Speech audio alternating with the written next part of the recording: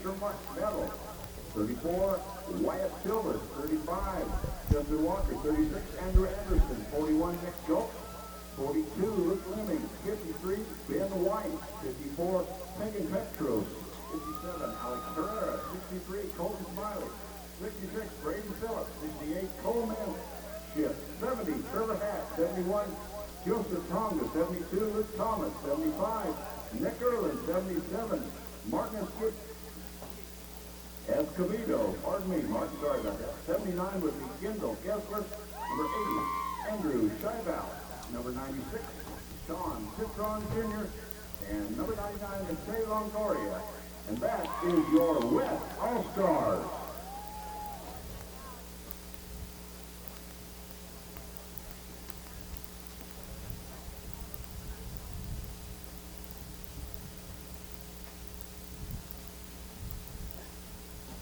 Okay, ladies and gentlemen, your coaches for the East White team today. Head coach Troy Glee from Rocky Mountain.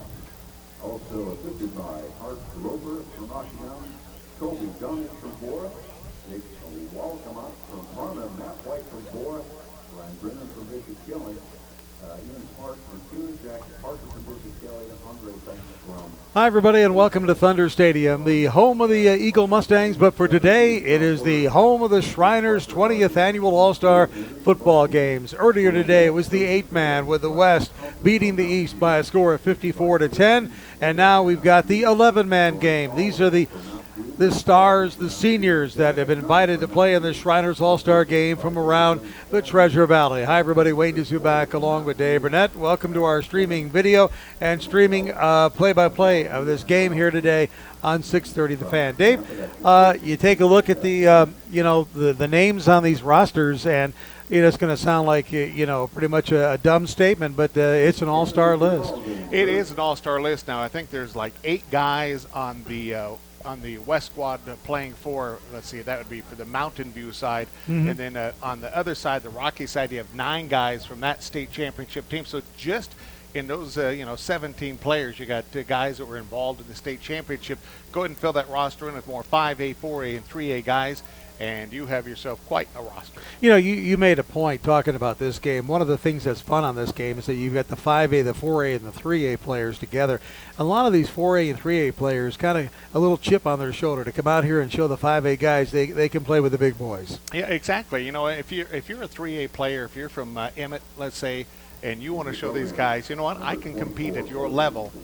Here's your opportunity to do it. And I guarantee that there are some college coaches. I'm sure College of Idaho, I'm sure BSU, some of the University of Idaho, they have coaches here who are watching this game to look and say, okay, is there anybody on this roster who can fit the bill of a D1 program or maybe a D2 program or maybe the College of Idaho that can come and play for us? So, you got eyes watching you right now from colleges, and it's a chance to make a statement. And I think this year you got to take a look at it. You had 4 teams from the Treasure Valley that, for the most part, won championships, okay? You basically had Rocky and Mountain View playing for the 5A championship, and obviously Rocky's the champion there. Mountain View was number 1 most of the year. Both teams finished 11-1, and so while Rocky is your champion, and congratulations to them, what a year for Mountain View. And then you had Bishop Kelly winning the 4A championship, and the Emmett Huskies winning the 3A title. So you talk about some good football in the Valley. I mean, this year it really kind of blossomed. Well, it did, and we'll see if that continues next year. Of course, we're always used to Highland being in there in the championship game, and this year wasn't to be. They were bumped out of it and did not make it. So, looking at the Treasure Valley here, a lot of good players, and it'll be interesting to watch and see what happens and see, how you just look at the physical size difference between these guys and the 8-man. It's like watching the NFL. I'm looking right there at Eastside Longoria from Valley View High School, 6'3", 275 pounds. Big kid on the sideline, and he's ready to go.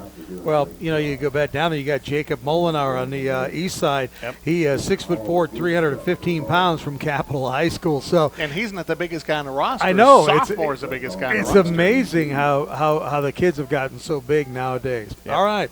Well, we're going to go, and it's going to be the East in their white jerseys kicking off to the West in their red jerseys. And so it's going to be Trey Bell going deep and Cody Gignia going deep as well.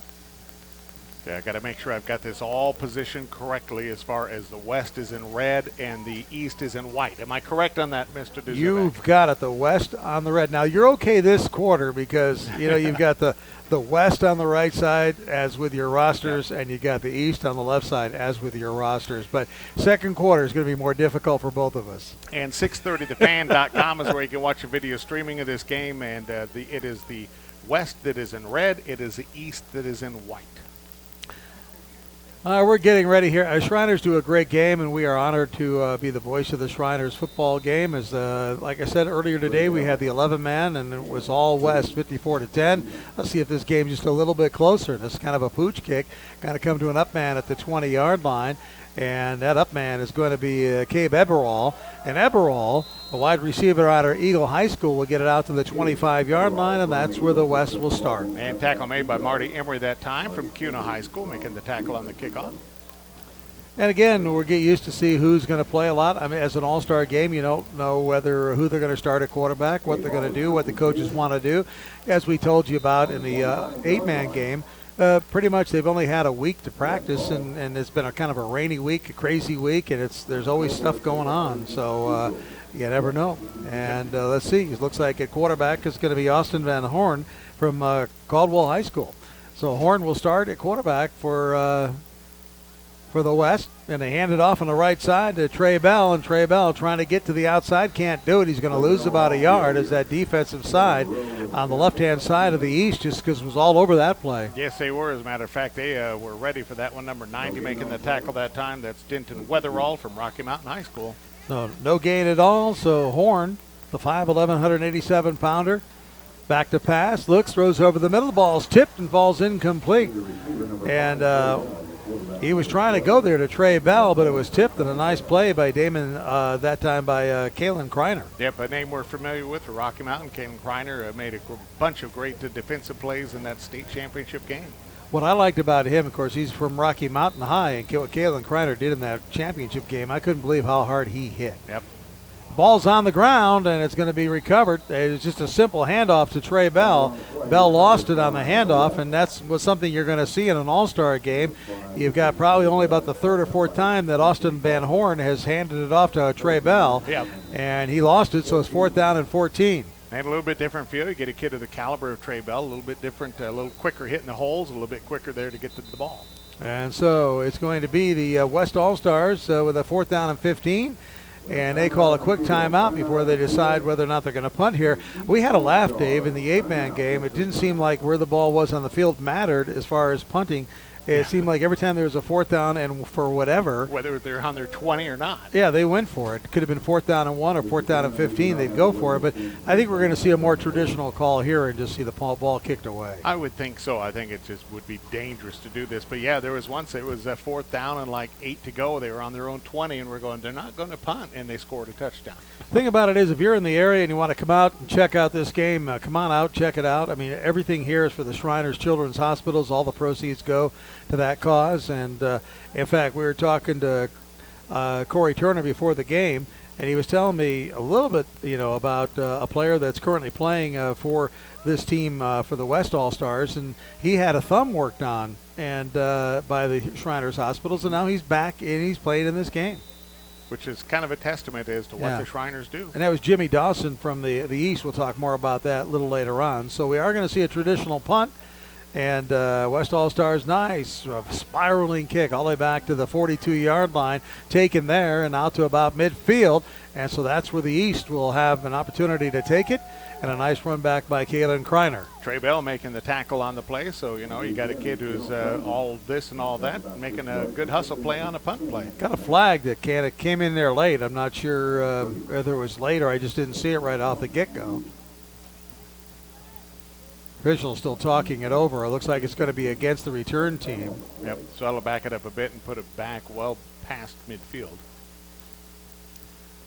So let's see where they finally mark it up. Probably going to be about the 40-yard line. So it'll be at the 40-yard line, and that's where the East All-Stars will have it.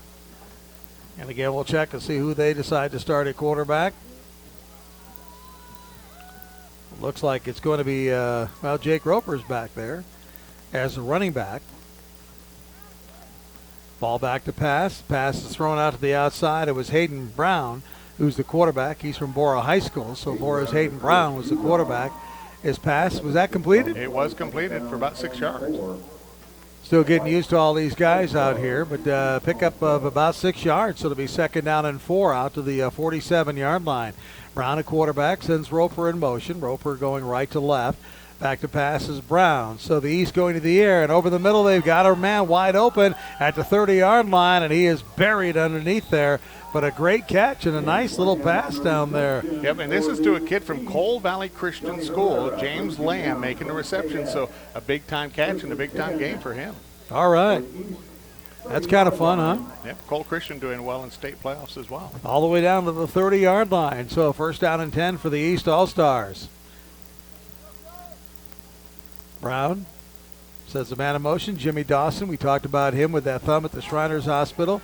Running for his life is Brown. Passes it. It's complete. And this is complete down here to Jimmy Dawson. And Dawson, the aforementioned kid who was operated on at the Shriners Hospital, has it down to the 10-yard line for the East. It's 1st and goal to go. Well, I tell you, that one, Jared Gibson from Mountain View High School made a dive for it to try to get to that ball. Wasn't able to do it. It was Kennan Smith out of Fruitland High School making the tackle. So right now, Hayden Brown, a quarterback out of Bora High School, moving his football team. He's got Sam Brixey wide to the right, looking that way. Now goes over the middle to Brixey, touchdown. Right over the middle, and Brixey puts it up over the crossbar on a slam dunk. Wait, how is there no flag on that for celebration? He slam dunked it It's over an the all-star crossbar. game. That was an all-star move right there. And no flag. How about that? So Hayden Brown from Bora to Sam Brixey from Capital right over the middle. And Hayden Brown's going, man, I wish I had you all year long. By the way, a head coach for this red team for the West would be Brian Compton, and Brian is the offensive coordinator for Mountain View. So you're going to see them run a very fast offense. And I noticed on this, they are playing quickly. Yep. I wouldn't think with an all-star game they'd play that quick. Well, they did. Now it looks like they're going for 2. They've got 4 players. They got a wide formation here. They're going to go for it. Running to the right-hand side. They throw it to the end zone. Behind the back. Can't bring it in. That was Chris Yukon, who couldn't bring it in from Bora High School. The ball was thrown behind him by Christian Blazer out of Rocky Mountain High School. Well, he almost got it. He was falling backwards, trying to, grasp at the ball to get his hands on it to come down with the 2 points, but was not able to do it. So Hayden Brown took him down the field, and Sam Brixey, the touchdown from 10 yards out. I want to remind you, 630thefan.com is where you can watch this game. Share that information with your family and friends if they're out of town. That way they can tune in as well and watch their kids playing ball. Win for 2, 6-0 is our score. As the East gets on the board first, they took it right down the field. And they'll be kicking it off. I'm still surprised they didn't get Brixey for celebrating by jamming the ball over the goalpost. You can't do that in the NFL now. Here's the bottom line. If you're a high school kid and you can jam it over the crossbar, do it. do it. Take the penalty. Take the penalty. Exactly. All right, here's the kickoff. It's going to come down to Trayton Bell. Trey Bell at the 10, 15, 20. Out to the 25 and out of bounds at about the 27-yard line. Trey Bell from Mountain View High School. I'm just thinking maybe the refs didn't call it because they've never seen it happen in a high school game before. He did what? He just did that? That can't happen. How do you do that? I don't know. I understand the celebration thing, but to be honest with you, I'm okay as long as it's not an in-your-face celebration. Yeah, I am too. I'm okay. I mean, I've always wondered, you score a touchdown, and as long as you're not obnoxious about it. And delaying the game. And delay the game and do anything crazy or get in, somebody's face with it, then let it go. Have some fun. That's what the game's supposed to be about. All right, the pass over the middle, drop. So the quarterback now in there is Jacob Hibbert. Yep, that ball was to Gunnar Bradshaw from Eagle High School. Hit him right in the hands, and I just wasn't able to handle it. So they are changing off the 8-man. We had the same guys all the time, and so here they're just changing everybody. Which will make it harder for us. Oh, no question. We're going to have to stay on our game here. So Hibbert at quarterback. Hibbert hands it off. This is Bell. No, this is not Bell. This is number 21, Caleb Harrell. And Caleb played at Middleton High School. We did a game with Middleton and saw him a couple of times, and he's a good running back, strong, 5'10", 175-pounder. Jake Jorgensen, the linebacker out of Bishop Kelly, making the push out of bounds. Gets a few yards. It's going to be 3rd down and 3, let's call it, from out at the 34-yard line. So Hibbert at quarterback. Hibbert hands it off, and not much there. That East defense was all over that. Was going to bring up a 4th down, and who knows? You know, on an all-star game, Dave, it's 4th down after no gain. They're at the 35-yard line. Do they try to go for it or kick it away? Yeah, Brandon Thorell, the linebacker out of Capital High School, stepping up in there to make the stop. Hibbert still in at quarterback, but maybe he punts too. Don't know, haven't seen him. He's from Skyview. And he's going to hand it off up the middle, and it's going to be close. Nope, they're going to get the first down. Yep. A nice run there. And that was a good ball carrier by Cody Gignia. Yeah, that second effort really got him. He was stopped up maybe about a half-yard short and then pushed through and got the first down. So the West goes for it on a 4th down from deep in their own territory, and now Hibbert over the middle, pass, drop. Intended there for Gunnar Bradshaw, a little bit behind him and in traffic. Troy Gleave, by the way, is the head coach of this game. He is an offensive coordinator for Rocky Mountain, so you got Rocky and Mountain View really going against each other. Hibbert kind of steps up, changes the play at the line of scrimmage, 2nd down and 10 from the 40-yard line. Down 6-0, the West looking to get something going here. Put a man in motion. Now the handoff. Up the middle, bouncing it outside. And across the 40 out to about the 44-yard line. Nice play again by Gigina. Yeah, Dylan Adams had him wrapped up in the backfield from Homedale High School, but he got away from him. Not real good, solid fundamental tackling. Got away from him to get 5 yards. Gigina gives him 3rd down and about 7. They hand it off to him again. He's up the middle, just biding his time. And, boy, he just kept his legs churning, and he's got a 1st down, and he's into East territory at the 48-yard line. Tanner Borgensen making the tackle, playing defensive back, made the trip all the way from McCall Donnelly down to make the play. So Gagina from Skyview High School is in there. Split to the left. Hand it off to him again, up the middle. Nothing fancy here, and he'll get a couple of yards this time, so it'll be 2nd down and 8. So right now the West is trying to, I think, get a feel for the game and get a feel, you know, for one another, and just get a feel for what they're trying to do. Harrison Irwin out of Bishop Kelly with the tackle of the play. And there's a lot of players mixing in and out of here, coming in and out. This is a lot tougher game to call right now. All right, Hibbert at quarterback. Got Trey Bell back in there. Trey Bell to his left on a 2nd down and 9. They hand it off, and nothing doing that time. And that time Caleb Harrell had no chance. As soon as he got the handoff, there were a bunch of white jerseys in there to bring him down for a big loss of 7. Yeah, Brandon Thorell from Capital High School leading the charge to make that tackle for a loss. So it's going to be 3rd down and about 16 to go, all the way back into West territory at the 47-yard line. Hibbert in the shotgun has Bell to his right. Back to pass, Bell blocking. They throw it over the middle. Ball's tipped up in the air. It's up for grabs, and it hits the ground incomplete. And that one, when you say it for grabs, it totally was. Everybody had a shot at it, but nobody quite able to get to it. So now it's 4th down again, and the last time the West went for it, let's see what they do this time. Right now they got Matt Lamberti in there. Lamberti, number 10, is a punter. He's deep. So he's going to back up even more. They're trying to fake everybody out by staying at the quarterback spot in the shotgun, but Lamberti's going to kick it away. High end-over-end kick. It's going to hit the ground. Let's see where it takes a bounce. Takes a little bit of a West roll down to the 21-yard line, and that's where the East will get it back. And we've got 6:30 to go here in this first period. 6-0 East leads it, and they've got the ball.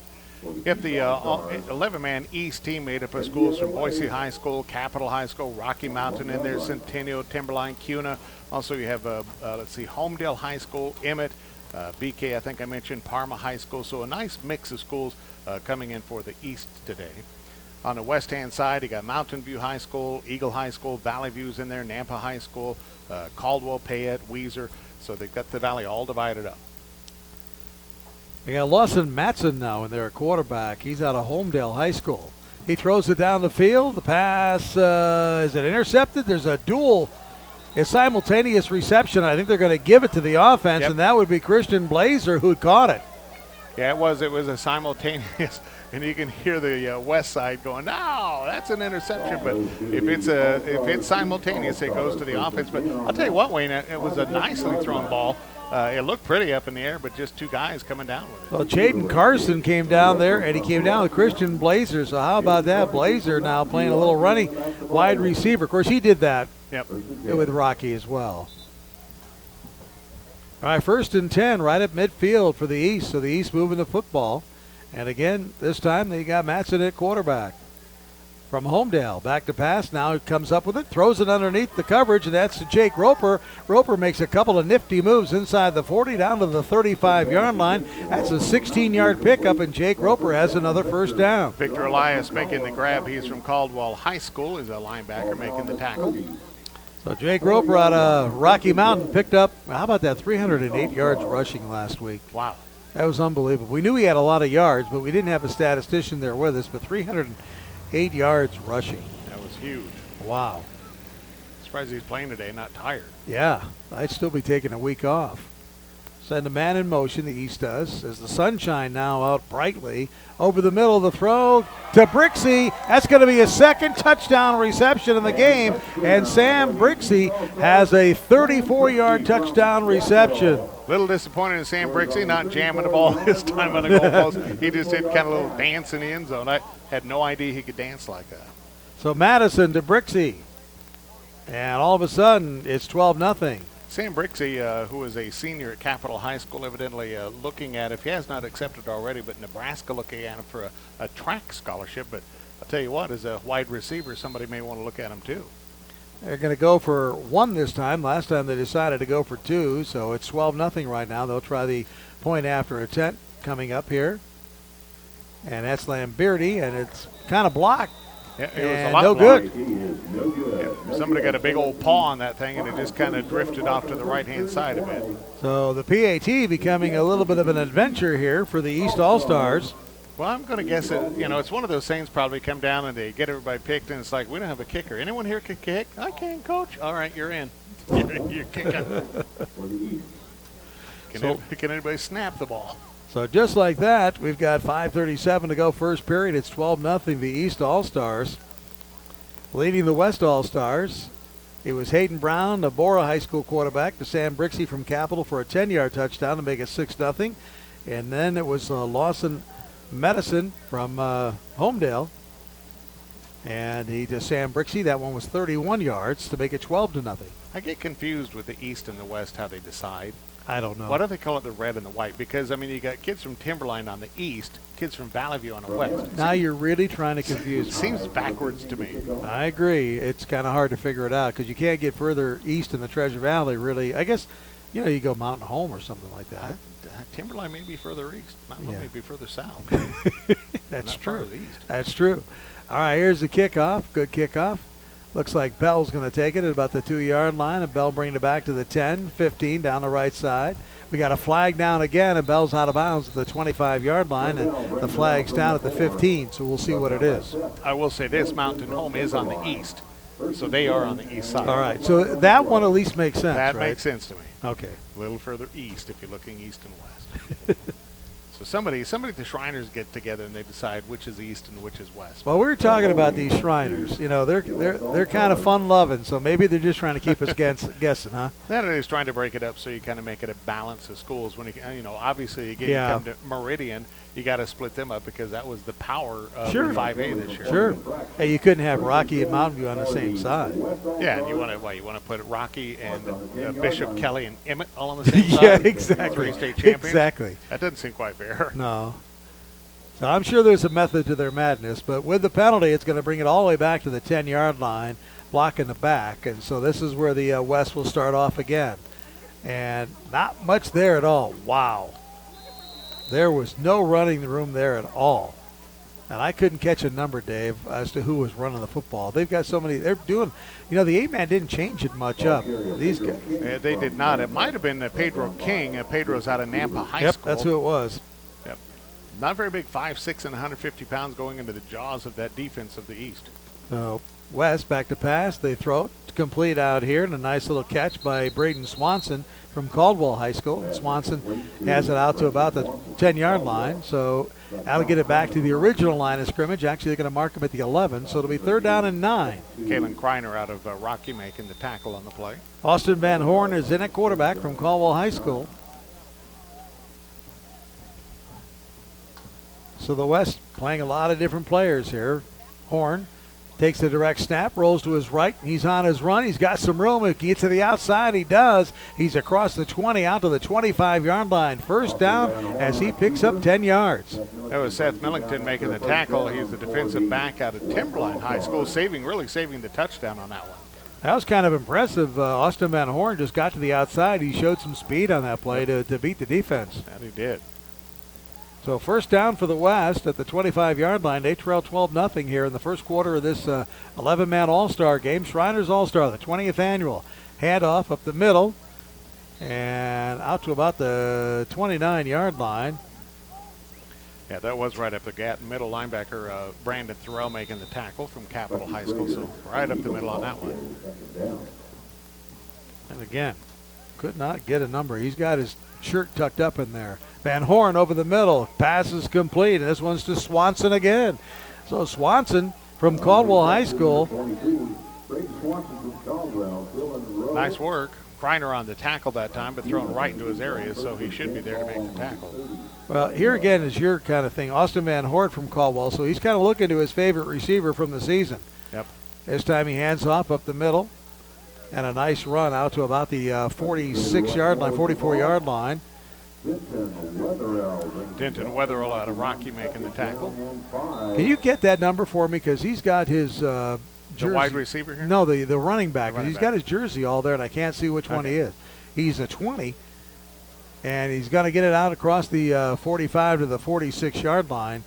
And it's all 28. 28. Okay, thank you very much. Sure. Bucky. And that is Bucky Schrader. Come on, Bucky from Eagle High School. Yep, we're very familiar with Bucky Schrader, but he's got his shirt all the way tucked up where you can't quite see it. Yeah, you should untuck that thing. So it's a little hard, but now that I know that that's what he's doing, well, we know where we're at.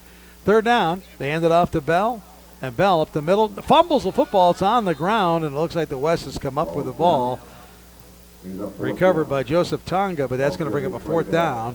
And they say that fumble was actually after the stop. Yeah, but I'm surprised that ball has even got any air in it. Tatonga's 350 pounds, 6'2" out of Nampa High School. He's a big boy. Squished the ball. So 4th down, looks like they're going to go for it. Van Horn sends Bell in motion. Bell, now they do it in reverse. And boy, I'll tell you what, the East was all over that, Dave. It was a double reverse and a big loss on the play for Andrew Anderson out of Nampa Christian. Yeah, and Dylan Adams said, I may be from Homedale, but I didn't just fall off the truck. I saw that one coming. Dylan making a huge tackle. They handed it off to Bell, and Bell went one way, and Anderson came, and they did the reverse, and Anderson didn't have a chance. I mean, he would have had to make some nifty moves, but the East was all over that. And so that was a 4th down play, and so just like that, now here comes the East with a 12-0 lead and great field position at the West 36-yard line. Back to pass over the middle. It knocked down, almost intercepted. That pass that time by Hayden Brown out of Bora was knocked down in the middle of the field and almost intercepted. Yeah, Jonathan Herrera out of Payette was there and made the tackle. Had he gone for the interception instead of the tackle, he'd have had that ball. So it's going to be 2nd down and 10 from the 36 again. And again at quarterback, they're sticking with him, Hayden Brown from the Bora Lions. They send Jake Roper in motion. Brown all by himself in the backfield, throws over to Sprixie. Sprixie makes a right-handed catch behind his back, and he has it down to the 5-yard line. Sam Brixie up in the air, turned to the side, and caught it with his one hand, and it's down to the 6. Sam Brixie's kind of putting on a clinic here this afternoon as he's got 2 touchdowns already. Almost got another one there. Wow, that catch himself, because it was thrown behind him. He turned his shoulder, caught it with his right hand behind his back. Yeah, you talk about, is there Division I talent? There's some Division I talent there. The only thing Brixey didn't do that time, Dave, was score another touchdown. And he had 3 guys on him from the west making the tackle on him, so tough to do that. Well, the East calls timeout as they got a 1st and goal to go from the 6-yard line. It's 12-0. The East leads it, and they're getting ready to add some more if they can with 2 minutes to go here in the first period. The thing with Sam Brixey, and I had a chance to watch quite a bit of him this year just in watching track and field. I mean, he's got, like I mentioned, he has Nebraska looking at him. He's thinking about committing there. In track, he is probably the best hurdler in the state. That kid can run and can hurdle like nobody's business, but has the size to do it. But as you watch him play football out there, holy cow, one-handing it, the catches he's made today, he's kind of putting on a clinic for the East team today. I'm thinking, quite frankly, at 6'4", that he's the kind of receiver that if the Nebraska coaches are kind of, Mike Riley's walking around and they're seeing a guy in a track, they're going, son, come here. I want to put a uniform on you. I've got another idea for you. Let's go over and look at Memorial Stadium and see what we can do. Yeah, fill that thing up. All right, 1st and goal. Brown hands it off to Roper. Now Roper's going to throw to the end zone and drop. Oh. The ball was right there, and I tell you what, it was right there for Levi Irwin, the tight end out of Rocky Mountain, and he took his eye off the ball at the last second. Yeah, he had it. He had 6 points, and he turned around to see where he was at and lost sight of that ball. Irwin, there was nobody around him, and here's the thing. He's going to ask himself later, why did I turn around? I was in the end zone. All I had to do was watch the ball. I didn't have to go any further. So it's going to be 2nd down and goal. Brown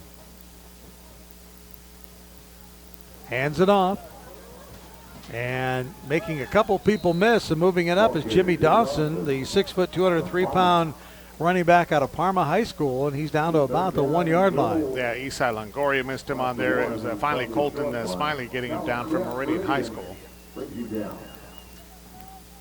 So it's going to be 3rd down and goal from the 1-yard line in the East, threatening with 1:30 to go here in the first period, up 12-0. They missed both their points after. They went for 2 the first time they scored, then went for 1, and they missed them both. Brown again with Roper, and flags fly just as they snap the ball. Amazingly, we've had very few penalties in this. You'd think procedure would be something you'd see a lot of here in an all-star game with different guys playing from different teams, but they've been doing pretty good. For the East. Another great crowd on hand. I mean, and it's great to see because, this is all for the children's Shriners Children's Hospitals. They don't want to charge you anything. I mean, they want to. Everybody that comes in there gets free care. Yep, 630thefan.com is where you have video streaming. So if you're watching on the stream, it looks like nobody's here, but they're all down on our side of the field. They only have the one side open here at Thunder Stadium, the home of Eagle. But it is full. It's a 25-degree day, but the sun's out, so that helps a little bit. And it's 3rd down and goal. Ball back now at the 7-yard line after that offside penalty against the East. Brown back to pass, looks over the middle, throws in a little bit too strong that time. Incomplete. It's going to be 4th down and goal. Yeah, it's one of those plays you need a little more touch on it. Brendan Westover from Weiser High School making a play on it, but a little more touch, a little less strength would help there. Yeah, Connor Carter was the intended receiver out of Homedale High School. He's 6'3", so he can get up there in the air, and the ball was still overthrown by about 3 feet. So let's see what they do here. I think they're going to go for the football, or go for it on this. I would think so. Go ahead. You got a 2-touchdown lead here. No reason to try to do a field goal, but nope. If they're going for it.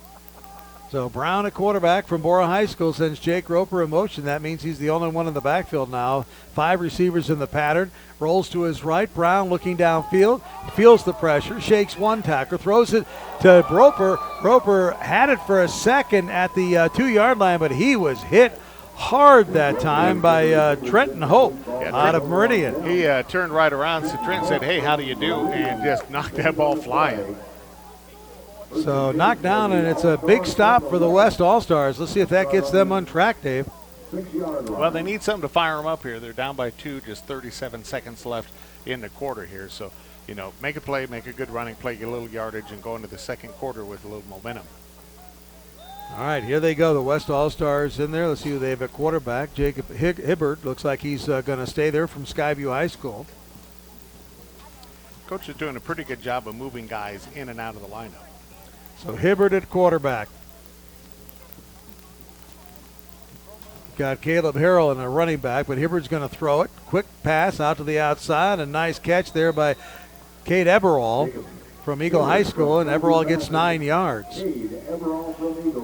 Actually, they gave him 10, so he's got a first down. He got exactly 10 yards. They gave him a first down at the 16. And you can tell it's a Mountain View coach team. They're up and ready to go. Yep, they are.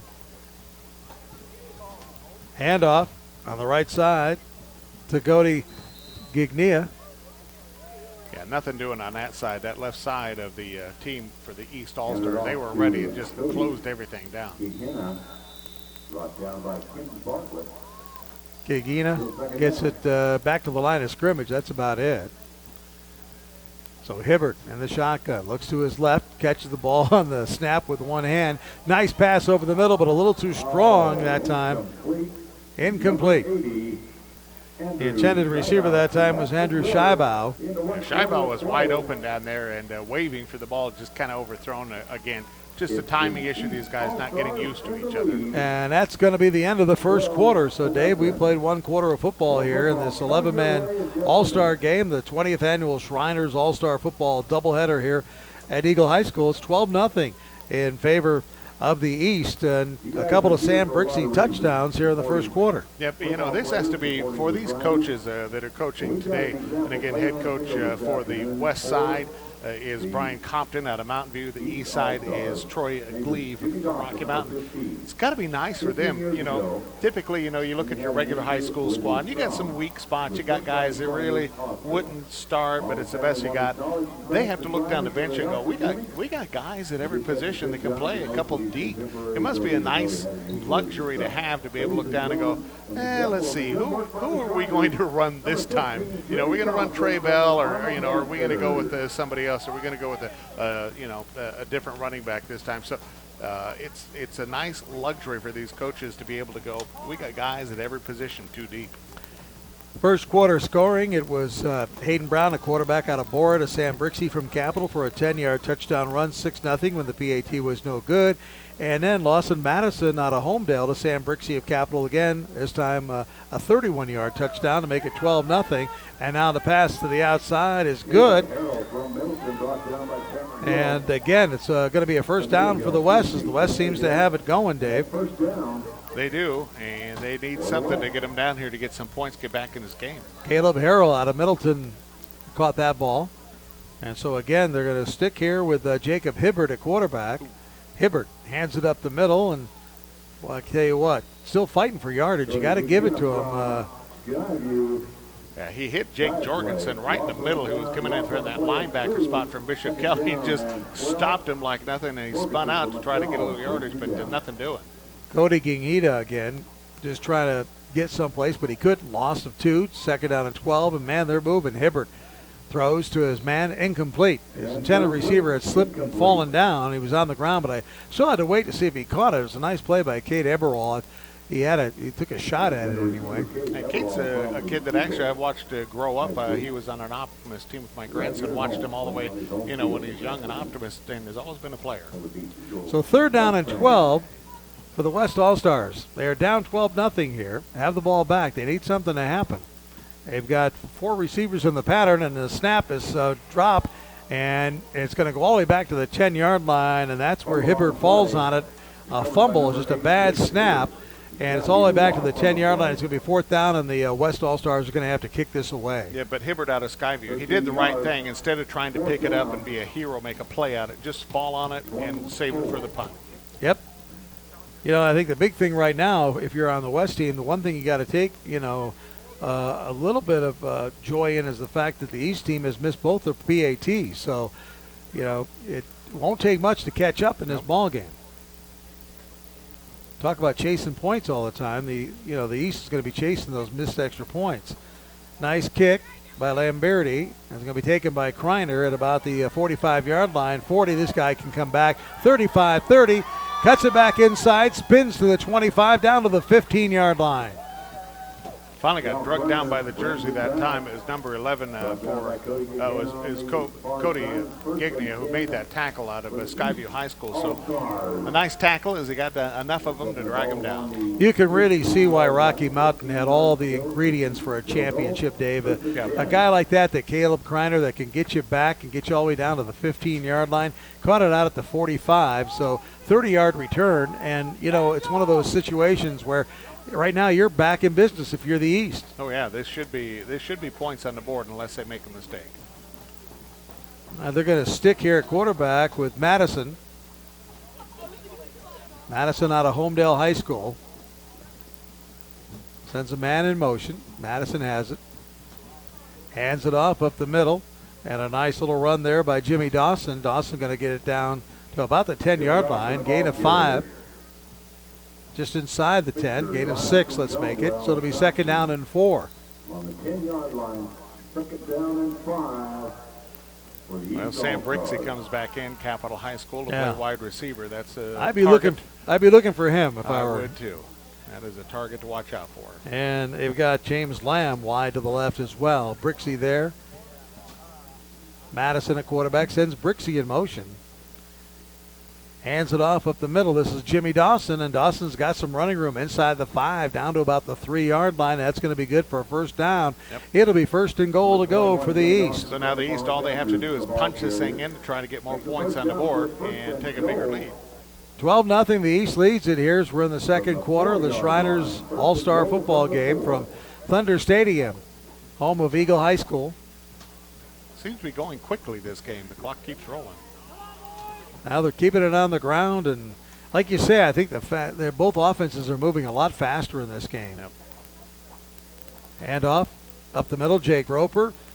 He made one guy miss right there at the line of scrimmage and somehow scrambles down to the 2. Yeah, I thought Roper was going to get caught at the line of scrimmage, or actually in the backfield by just a little bit that time.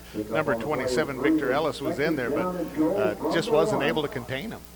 So it's going to be 2nd down and goal from the 1-yard line for the East All-Stars, already up 12-0, and now they take a little bit more time as they bring a whole bunch of different personnel in. Still at quarterback, though, is Madison out of Homedale High School. Got Jake Roper from Rocky Mountain in the backfield. I'd be thinking about Roper getting it again from the 1. And Roper does, and nobody stops him. Boy, he just hops into that end zone. Touchdown. Rocky Mountain. So Rocky Mountain's Jake Roper scores on a 1-yard run. And all of a sudden, it's 18-0. So that's got to be tough if you're, you're on the West at this point going, okay, we got a lot of points to make up. You have the firepower to do it. You know, you have different guys in there that can make the difference, whether it's Bell or whether it's Eberall. You have the guys that can do it, but so far they've kind of hurt themselves a little bit. Now they're going to go for 2 now. At least they're lined up in a 2-point conversion with about 5 guys to the left, 3 linemen right in front of Christian Blazer. Blazer throws over the middle, complete, and that one was caught that time by Levi Irwin, who had the last one. He could have caught it, but he dropped it in the end zone. And Levi Irwin, the 6'3", 230-pounder from Rocky Mountain High School. But there is a flag on the play. There's a flag, and guess what? Procedure against the East, so hold on. Let's not be too hasty. Yeah, they lined up in that crazy line of 5 guys, 3 guys, 1 guy, and I think they did not have enough guys on the line of scrimmage. Take a second shot at it. So they'll back it up. You got to hand it to the coaching staff here for the East. I mean, here they are going with a crazy 2-point conversion type setup. And really no time to coach these kids up on it. Yeah. I think the other thing is it's kind of fun. You know, you just sit there. I'm sure they don't have too many 2-point conversion plays. No. But at least they've got one formation and maybe a couple of plays off that formation. And they're going to go for it again. Let's see what they do here. But this time they change everything. So the quarterback coming in now is Madison. Got Jake Roper back there. They had Blazer in a moment ago, and now another flag flies back in the end zone. Could it be delay a game? Making it harder and harder on yourself here. All this for 2 points, Dave. You know, maybe you might have wanted to find somebody to kick. I'm just saying. Yeah. All right. Now they're going to do it. The ball's all the way back at about the 14-yard line. So this is a try for 2 points from 14 yards back. Madison back to pass, looks, throws. It's caught and into the end zone, and how about that? Chris Hugon out of Bora High School made the catch at the 2-yard line and then cut back outside against the defender and took it in untouched. Well, there you go. They just need a little more room to operate in. Yeah, right. That's a whole deal there. Way too close. We need to, a couple yards out, not enough room to operate out of. So take advantage of it. 2-point conversion is good with 8:32 to go here in the first half. It's the East 20, the West nothing, and kind of surprises me a little bit that the West hasn't moved the ball better than they have, Dave. No, they haven't. It's been a bit of a problem. So we will see. The West All-Stars are getting ready to receive Pedro King back there, 5'6" out of Napa High School. Also back there, Cody Gingina from Skyview High School. What's interesting is that the only time so far tonight that now we haven't, we haven't seen a Joe Ferris in there yet or anybody though like that. So we'll see. So here we go, the East kicking it off.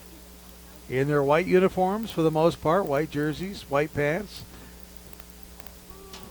They look a little bit more color coordinated. Yeah, they do. They all have white pants on. I think they're all told if you have white pants, wear white pants. And the West with their, pretty much for the most part, red and black. Here's the kick.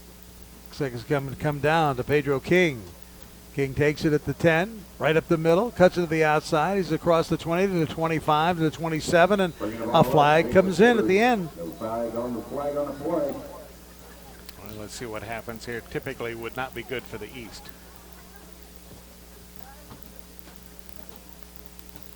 So Pedro King got it out to the 27-yard line, but it looks like it's going to be backed up, and so the West is going to start deep in their own territory again.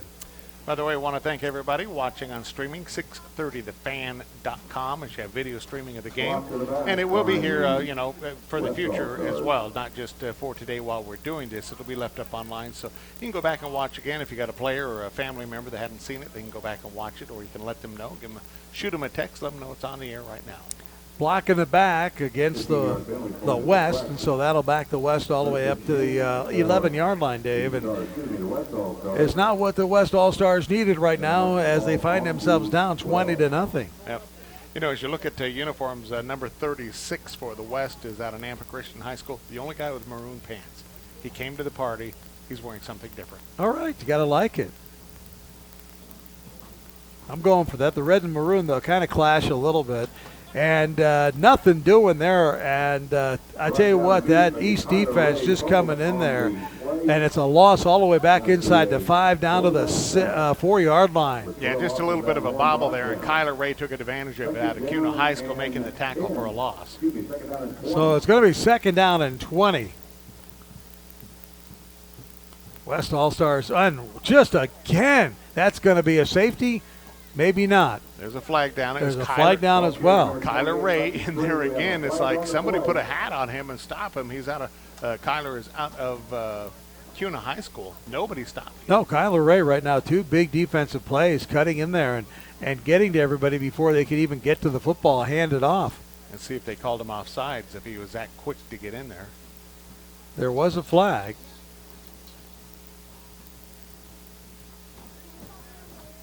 Unsportsmanlike conduct against the East. Yeah, not quite sure what that was.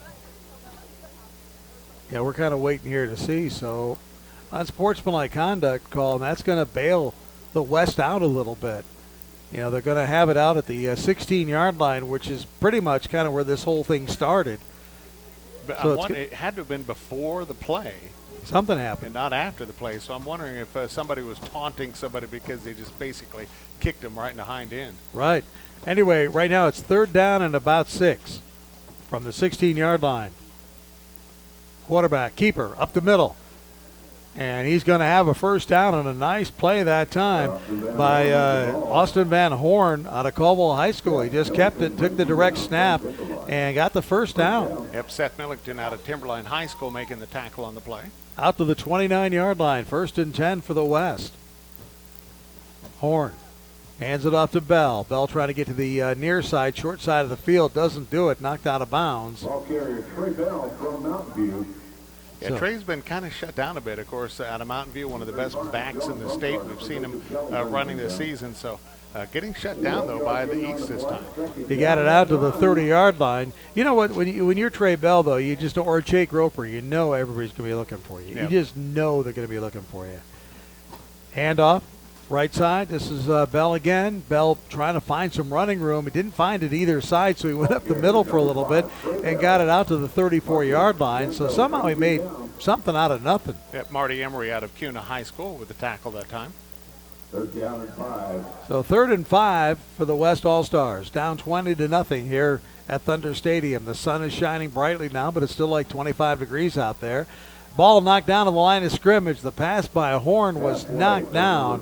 Yeah, Marty Emery on that defensive left side jumped up and got a big paw on it and knocked it to the ground. Emery, 6'2", 210 pounds out of Cuna High School. So the Cuna players really making some noise here. Yep, making a little bit of a ruckus for the East. So it's going to be 4th down, and it looks like the East is going to go for it. West is going to go for it, and they got Van Horn going to run it, trying to get to the outside, and he doesn't do it. He's close, but no cigar on that one. So, yep, he made it right up to it, but he's about a yard short. So I guess you're down 20-0 with 7 minutes to go here in the first half. It's an all-star game, but I still think you got to kind of play the field position, even with that being the case, Dave. Yeah, absolutely. You know, you could have got him back down around the 30-yard line, made him work for the whole thing, and that was not going to happen. So now the East All-Stars, a great field position at the West 38-yard line, and 1st and 10. All right, a quarterback. East All-Stars now going. Hayden Brown still in there from Bora. Back to pass. Steps up in the pocket. Throws over the middle. Incomplete. Almost intercepted. It bounced up in the air. I don't know that it was. I just think it was basically incomplete. It was. It did bounce up in the air. I don't. But I thought it hit the turf, and that's what surprised me. All the players were going for it like it was a live ball, but I thought it was just incomplete and bounced on the turf and then up in the air, and then everybody's trying to go for it. It was enough to cause a bit of excitement, but nonetheless, it isn't going to happen. Good hustle by everybody. So it's now a 2nd down and 10 back at the 38-yard line. Brown at quarterback. Hands it off, up the middle. And nice little run up the middle for a couple of yards. Jimmy Dawson. Dawson's been pretty impressive here in this game. He gets about 5 yards. Let's make it 4. It'll be 3rd down and 6.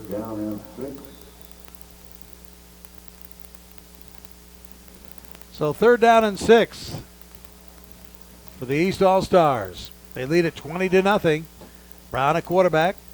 In the shotgun, back to pass. Here comes some pressure. Steps up over the middle. Incomplete. That time it was intended for Connor Carter, and Carter couldn't come up with a handle.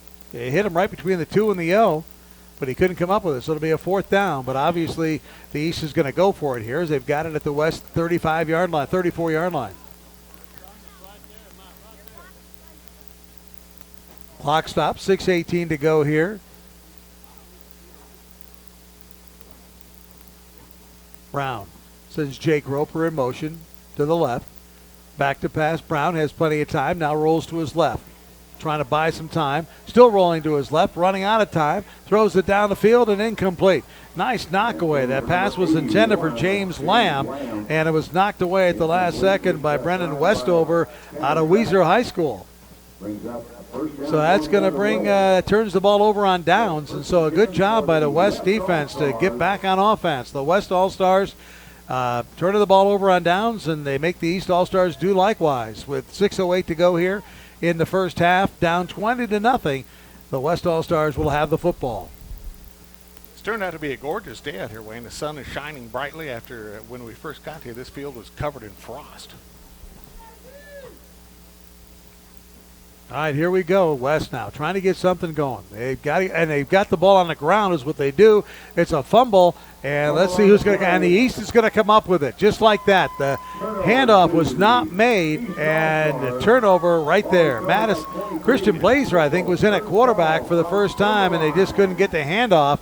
And as a result, the ball's on the ground, and here comes the West All-Stars, or the East All-Stars. That is rough. You get a break, you get a chance, an opportunity, and then you fumble the ball away. You just, at this point, when you're trailing 20-0, you cannot do that. That was actually Jacob Hibbard. You know, it's so hard sometimes on the East-West. Yeah. Keep them straight. So the West All-Stars turning it over. Hibbard couldn't get the handoff to his running back, and here comes the East right back in business at the 33-yard line. Handoff right up the middle, and this time a good run all the way down inside the 20, down to about the 16-yard line goes Jimmy Dawson, and Dave Dawson's got a first down at the 16. It wasn't until Jonathan Herrera from Payette High School able to tangle him up and get him down. First and 10. Lawson Madison still in there at quarterback. 6 foot, 180-pounder out of Homedale. They got Dawson back there as well with him. So these kids playing very, very well. Dawson from Parma, Homedale, Parma, showing up really good here as the East getting a lot of things done. Madison back to pass, looks for in the end zone and incomplete. Jimmy Dawson got one hand on it, but he didn't have much room to work with. He was trying to stay in bounds at the end of the end zone, and he just could try one-handing it, and he couldn't quite bring it in. Well, Ray Cisneros out of Nampa High School did a great job and just kept moving him back, got him right to the end of the end zone, so he just had real estate that he ran out of. So second down, but, you know, Dave, you're talking about earlier that kids from Parma, kids from Homedale wanting to show up good here, and I tell you what, they've done that exactly. They've done very well, showing that they, you know, physically and athletically, not a whole lot of difference. Madison, the quarterback, has Jake Roper down there at running back. 2 receivers to the near side, including Brixey. They hand it off to Roper. Roper bides his time, and his feet are taken out from underneath him down inside the 15-yard line at about the 13. That's going to bring up a third down. Third down and about 6. 4-yard gain that time by Jake Roper, so it'll be at the 13-yard line.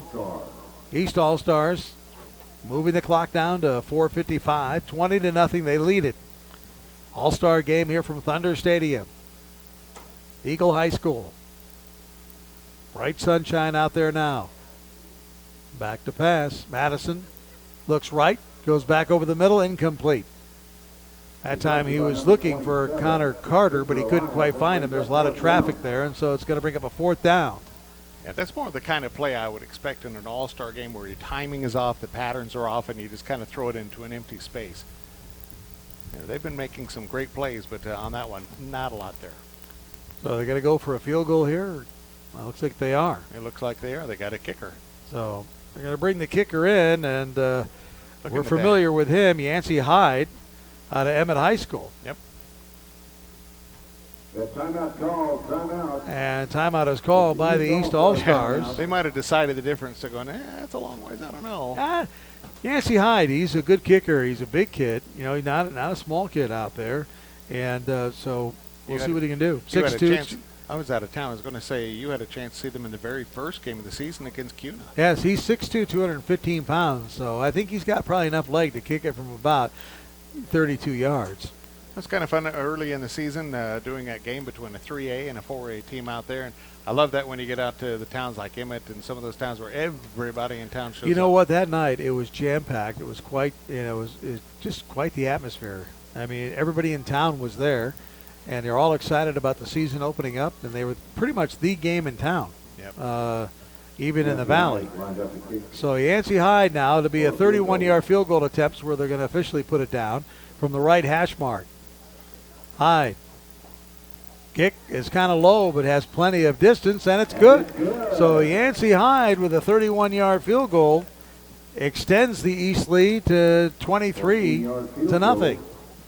Yep, so that's a little bit deeper hole now that the West finds himself having to dig themselves out of as they've done. The West has done nothing to help themselves. Too many turnovers, too many plays that just weren't completed. So the West at this point, they've got to solve some of those issues on their own.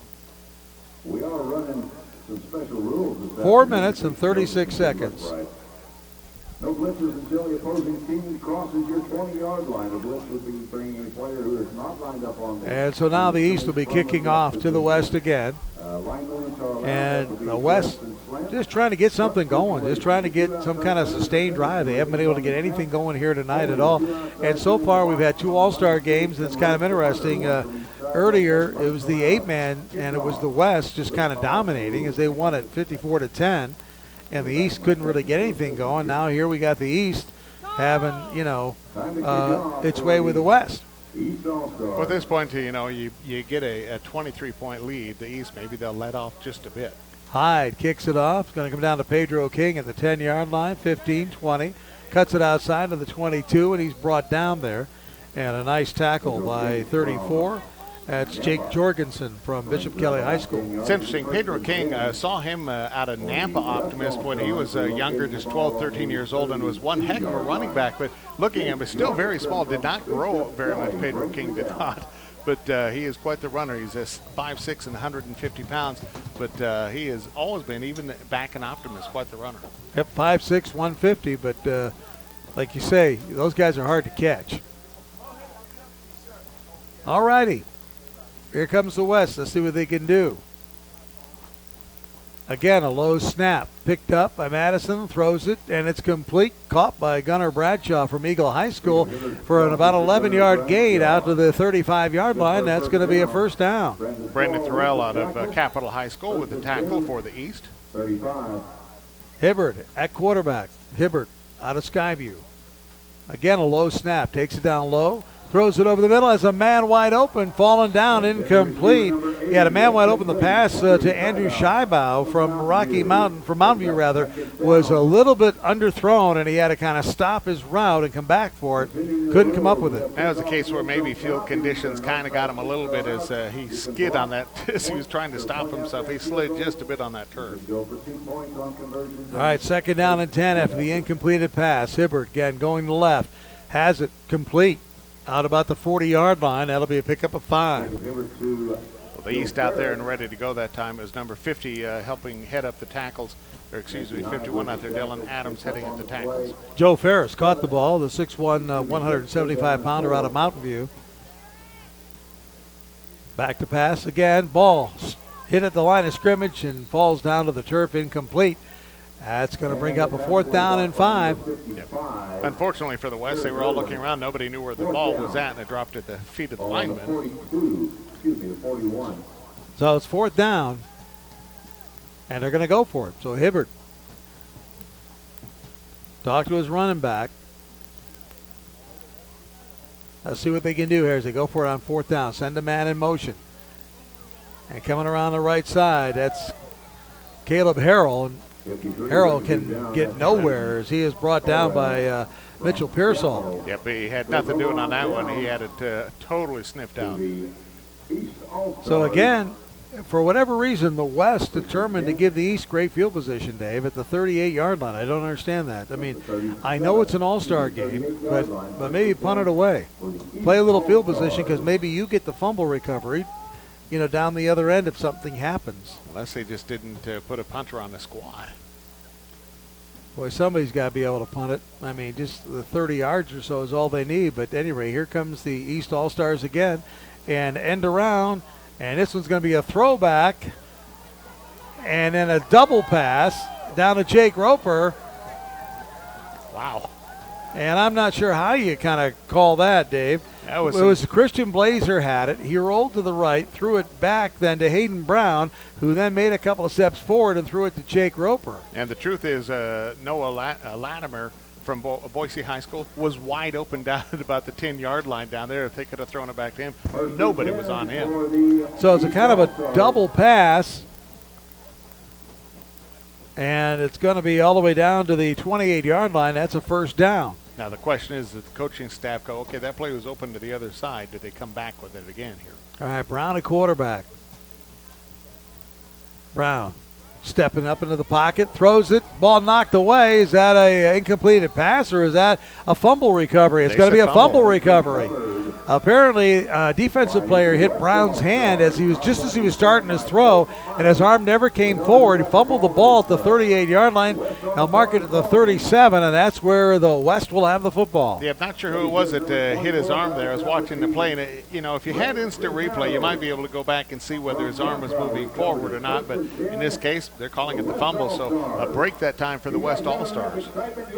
Thank goodness we don't have instant replay. They called it a fumble.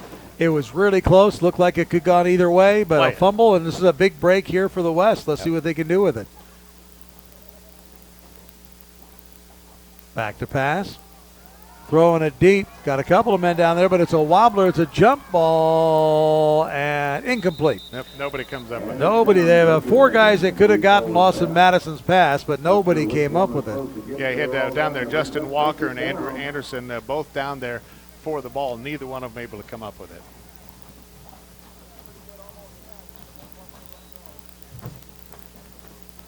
So I guess you have to say some good defense on that play. Yep. Austin Van Horn at quarterback. Horn throws it out on the flat. It's complete this time to Anderson, and Anderson is knocked out of bounds right at about the 40-yard line. That'll be a pickup of about 3 yards is all. So it'll be 3rd down and 7. Well, interestingly, making the tackle that time was Marcus Chanthro from Timberline High School. It's marked on the roster that he wasn't going to play because of injury, but I guess he said, nope, I'm suiting up. I'm going to get in this game, huh? All right, Van Horn in the shotgun. Hands it off to Schrader. Bucky Schrader shreds a couple of people, gets out close to the first down across the 45 to the 47-yard line, and that will be a first down. Tamara Hill, linebacker out of Rocky Mountain, making the tackle for the East. So Bucky Schrader, the 5'10", 190-pounder from Eagle High School, gets a first down. And the West trying to sustain a drive here with 2 minutes and 20 seconds to go. And the pass is complete out there to Andrew Anderson, and Anderson all the way down to the 35-yard line of the East All-Stars. And I'll say this, Wayne, he's out of Nampa Christian High School, Andrew Anderson. He's having one heck of a game, showing a lot of athleticism.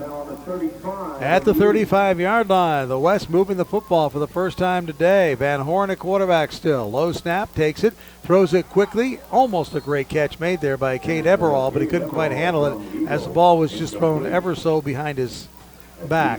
Yep. Cade, who plays for the Eagle Mustangs, this is his home field. So incomplete, 2nd down and 10 from the 35.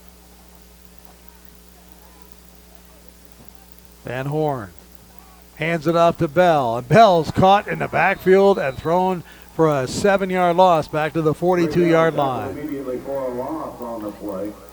They're going to actually say his forward progress is at the 39, but that's still a 5-yard loss. 3rd down and 15 now for the West All-Stars. That was a bit of a generous mark that time. Van Horn. Quick pass over the middle, complete to Cade Eberall, and Eberall's got about 10 yards, but they needed 15, so it's going to bring up a 4th down and 5. Well, definitely in this area. If you're going to go for it back on your own 40, you're going to go for it on your own 30. Well, 1:25 to go here in the first half, down 23-0. The West All-Stars trying to get that goose egg off the board. Let's see if they can do it. Van Horn back to pass, looking down the field as a man open. Anderson, touchdown! He talked about what a great game he was having as he comes in here. Andrew Anderson from Nampa Christian High School. He's 6'2", 213, beat everybody, and he scores. That's a kid. He's coming in from one of the smaller divisions, the smaller leagues, coming in to prove himself and showing that he is every bit the athlete of anyone that's in the 5A schools, as he has had one heck of a game. So Van Horn, 35-yard TD. Coaching staff coming over and congratulating him. Of course, Mountain View, a lot of the staff here. So they'll try the extra point attempt. And it blocked at the line of scrimmage, but it gets through. It did. It kind of wobbled and just barely over the bar, but it was good enough to go through. So good news for the West. They are on the board now as not getting shut out. So Van Horn, a 35-yard touchdown pass to Anderson. Extra point is good. It's now 23-7. It is the East All-Stars leading it with 1:10 to go here in the first half. Got some college scores here. Well, this is a good game now, finally trying to close that gap. I was afraid we were going to get a total blowout, but the West finally getting back into it, getting some points on the board, so that's some good news there for the guys from Mountain View who are coaching up this West squad. You know, interesting, Dave, that you're going with Austin Van Horn. You don't hear much out of him out of Caldwell High School, but obviously, you know, the coaches saw enough in him to start him and to keep him in this game and keep him going. Well, yeah, I mean, that's a great tribute to him when you got a number of guys on the roster that could be starting and playing for him. You have Jacob Hibbard out of Skyview High School that could be starting and playing. So good news for Caldwell High School. They have to be proud of that. All right. So the West All-Stars will kick it off to the East. We've got 1:10 to go here in the first half. 23-7. East All-Stars lead it. You know, it's interesting. Somebody might be saying, well, what about Mountain View's quarterback? He was a junior, so he's not playing in this game. He's coming back for another year of high school. Yeah, this is seniors, so that's the fun part about it. For a lot of these guys, we talked about it during the 8-man game. For a lot of these young men, this will be their last game of football. Little pooch kick taken by the up man. That's Roper. Now Roper's going to throw it to the other side. He does that, and it doesn't get it. And then a fumble. And now the ball's up for grabs, and I think the West has it. They do. West comes out of it with the football. You know, you get cute and you get burnt. Boy, you know. Well, you know, I don't know why. Jake Roper took the pooch kick at the 20 and passed it across the field to Mitchell Pearsall, who then was hit immediately and fumbled the football. And now the West is going to have the ball at the 27-yard line with a chance to put more points on the board with 61 seconds to play. Yeah, you got a buck and a penny to go on the scoreboard. You got 30 yards, to 20, actually 27 yards to go. I think you're going to see some throws to the end zone here. All right, let's see what happens from the West All-Stars trying to get back in this ball game. First and 10 for the West All-Stars. And it looks like a quarterback. They got Jacob Hibbard. Hibbard picks it up, throws it deep, into coverage, intercepted. And picked off by the East and trying to run it back here. Still haven't gotten the number on him. 28 it looks like that time.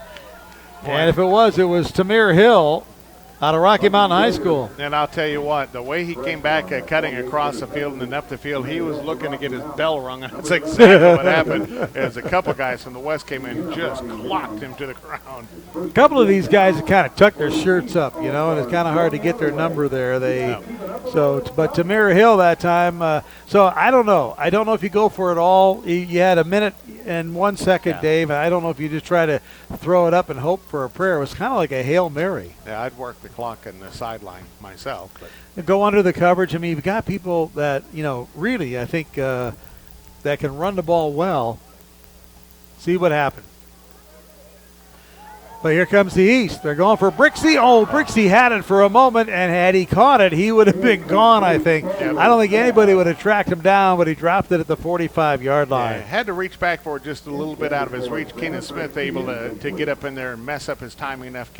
Smith out of Fruitland High School, which kept Brixie from going.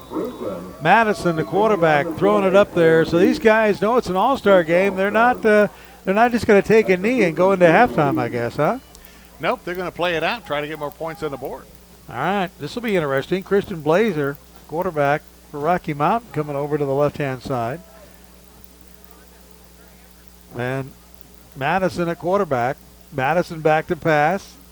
Rolls to his right, steps up in the pocket, throws it underneath the coverage and too low for his intended receiver.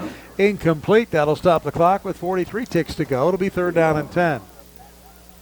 Well, you're seeing quite a few different players coming out now for the West side as they shift that lineup a bit. A lot of personnel changes here. Both teams not afraid to use anybody. Yeah, and I have to give credit to the coaches on both sides as they are doing a good mix of getting all the guys in there, getting them all a little bit of playing time in there. And that's not easy to do. If you got 2 or 3 real standouts, you kind of would want to keep them in, but they're really mixing players up well. All right, see what they do. Madison still at quarterback. Back to pass, throws it to Brixey, and Brixey can't get it. Nice break up there that time by Keenan Smith, the defensive back out of Fruitland High School. Yep, Keenan again on the play, making the break up. That's 2 times now he's gotten Brixey, where it could have been disastrous for the West. So 4th down and 10 yards to go, and it looks like the East is going to kind of toss the coin and decide to punt it. At this point, I don't think you want to, we've seen a lot of going for it deep in your own end, but when you're at the 10, yeah, I just don't see how you could do that. I mean, and I'm being facetious because we've just seen so many people go for it on 4th down today in both these all-star games, the 8-man this morning and now this one, that it's like, boy, I would. Well, we second. I'd not be surprised. We I would second not guess be the surprised. 8-man. They got a touchdown on Yep. it. All right, Yancey Hyde, Emmett. This one's off the side of his foot. Hits it about the 32 and takes a really good east bounce all the way out to the 45 to the 46-yard line. And that's where the West, with 27 seconds, Dave, will have another chance here. Yep, I think it might be. Maybe it's a case with the West that or with the East that they go, we don't really have a punter. Anyone here can you punt? I can. Because that kind of looked like me punting the ball. That wasn't real good. But he did get a decent roll on it, which got it back out toward midfield. Well, the thing of it is you got to take the seniors. This is a senior thing. So if you don't have really a senior punter, yep, and you're not going to take just the punter, if you will. Well, yeah, and that's the thing. You're taking skilled players. You're taking linemen, not necessarily a kicker. All right, here we go. Here comes the West trying again, this time under the coverage to Bell. And Bell's got 13 yards for a first down to the 33-yard line. And that's kind of what I was talking about before. Go ahead and just try a couple of these short underneath. You get it to a Bell or somebody like that, they can make some moves and get going. Van Horn, a quarterback, back to pass. Here comes some pressure. Throws it quickly. It's complete to Anderson, who caught the touchdown pass, and he's down to the 28-yard line. 10 seconds to go on the clock. They'll call timeout. Marcus Chanthro. Go ahead. No. I was going to say Chanthro making the tackle that time from Timberline again. Chanthro listed as not playing because of injury, but I think he said, you know what, I feel well enough to play. I'm playing. All right, so forget the down. It's 2nd down and about 6 to go. You're at the 29-yard line, and you got 10 seconds. So maybe you've got time for 2 plays. Well, you got 2 plays. You tick off, 20, 15 yards, 20 yards, you're there. Once again, we're excited to be doing. We did the 8-man Shriner game earlier this morning, and now the 11-man game. And when we got here this morning, I mean, this field was covered white. It was frosty and cold. Sun has at least come out. Players have gotten the field all worn down to where it looks like it's in pretty good condition. Not a whole lot of problem with the footing for these players right now. So one of those days, kind of chilly out there. Just going to check the weather to see. Yeah. Easy for me to say sitting up in the booth here, nice and warm. Yeah, it's up to 27 now, though. That's as warm as it's been. That's balmy. Yeah. I didn't think it kept saying it was going to only be 27 for a high today, but I was kind of hoping they were all wrong. But it looks like they were right. 2nd down, back to pass, and sacked, and that's going to do it.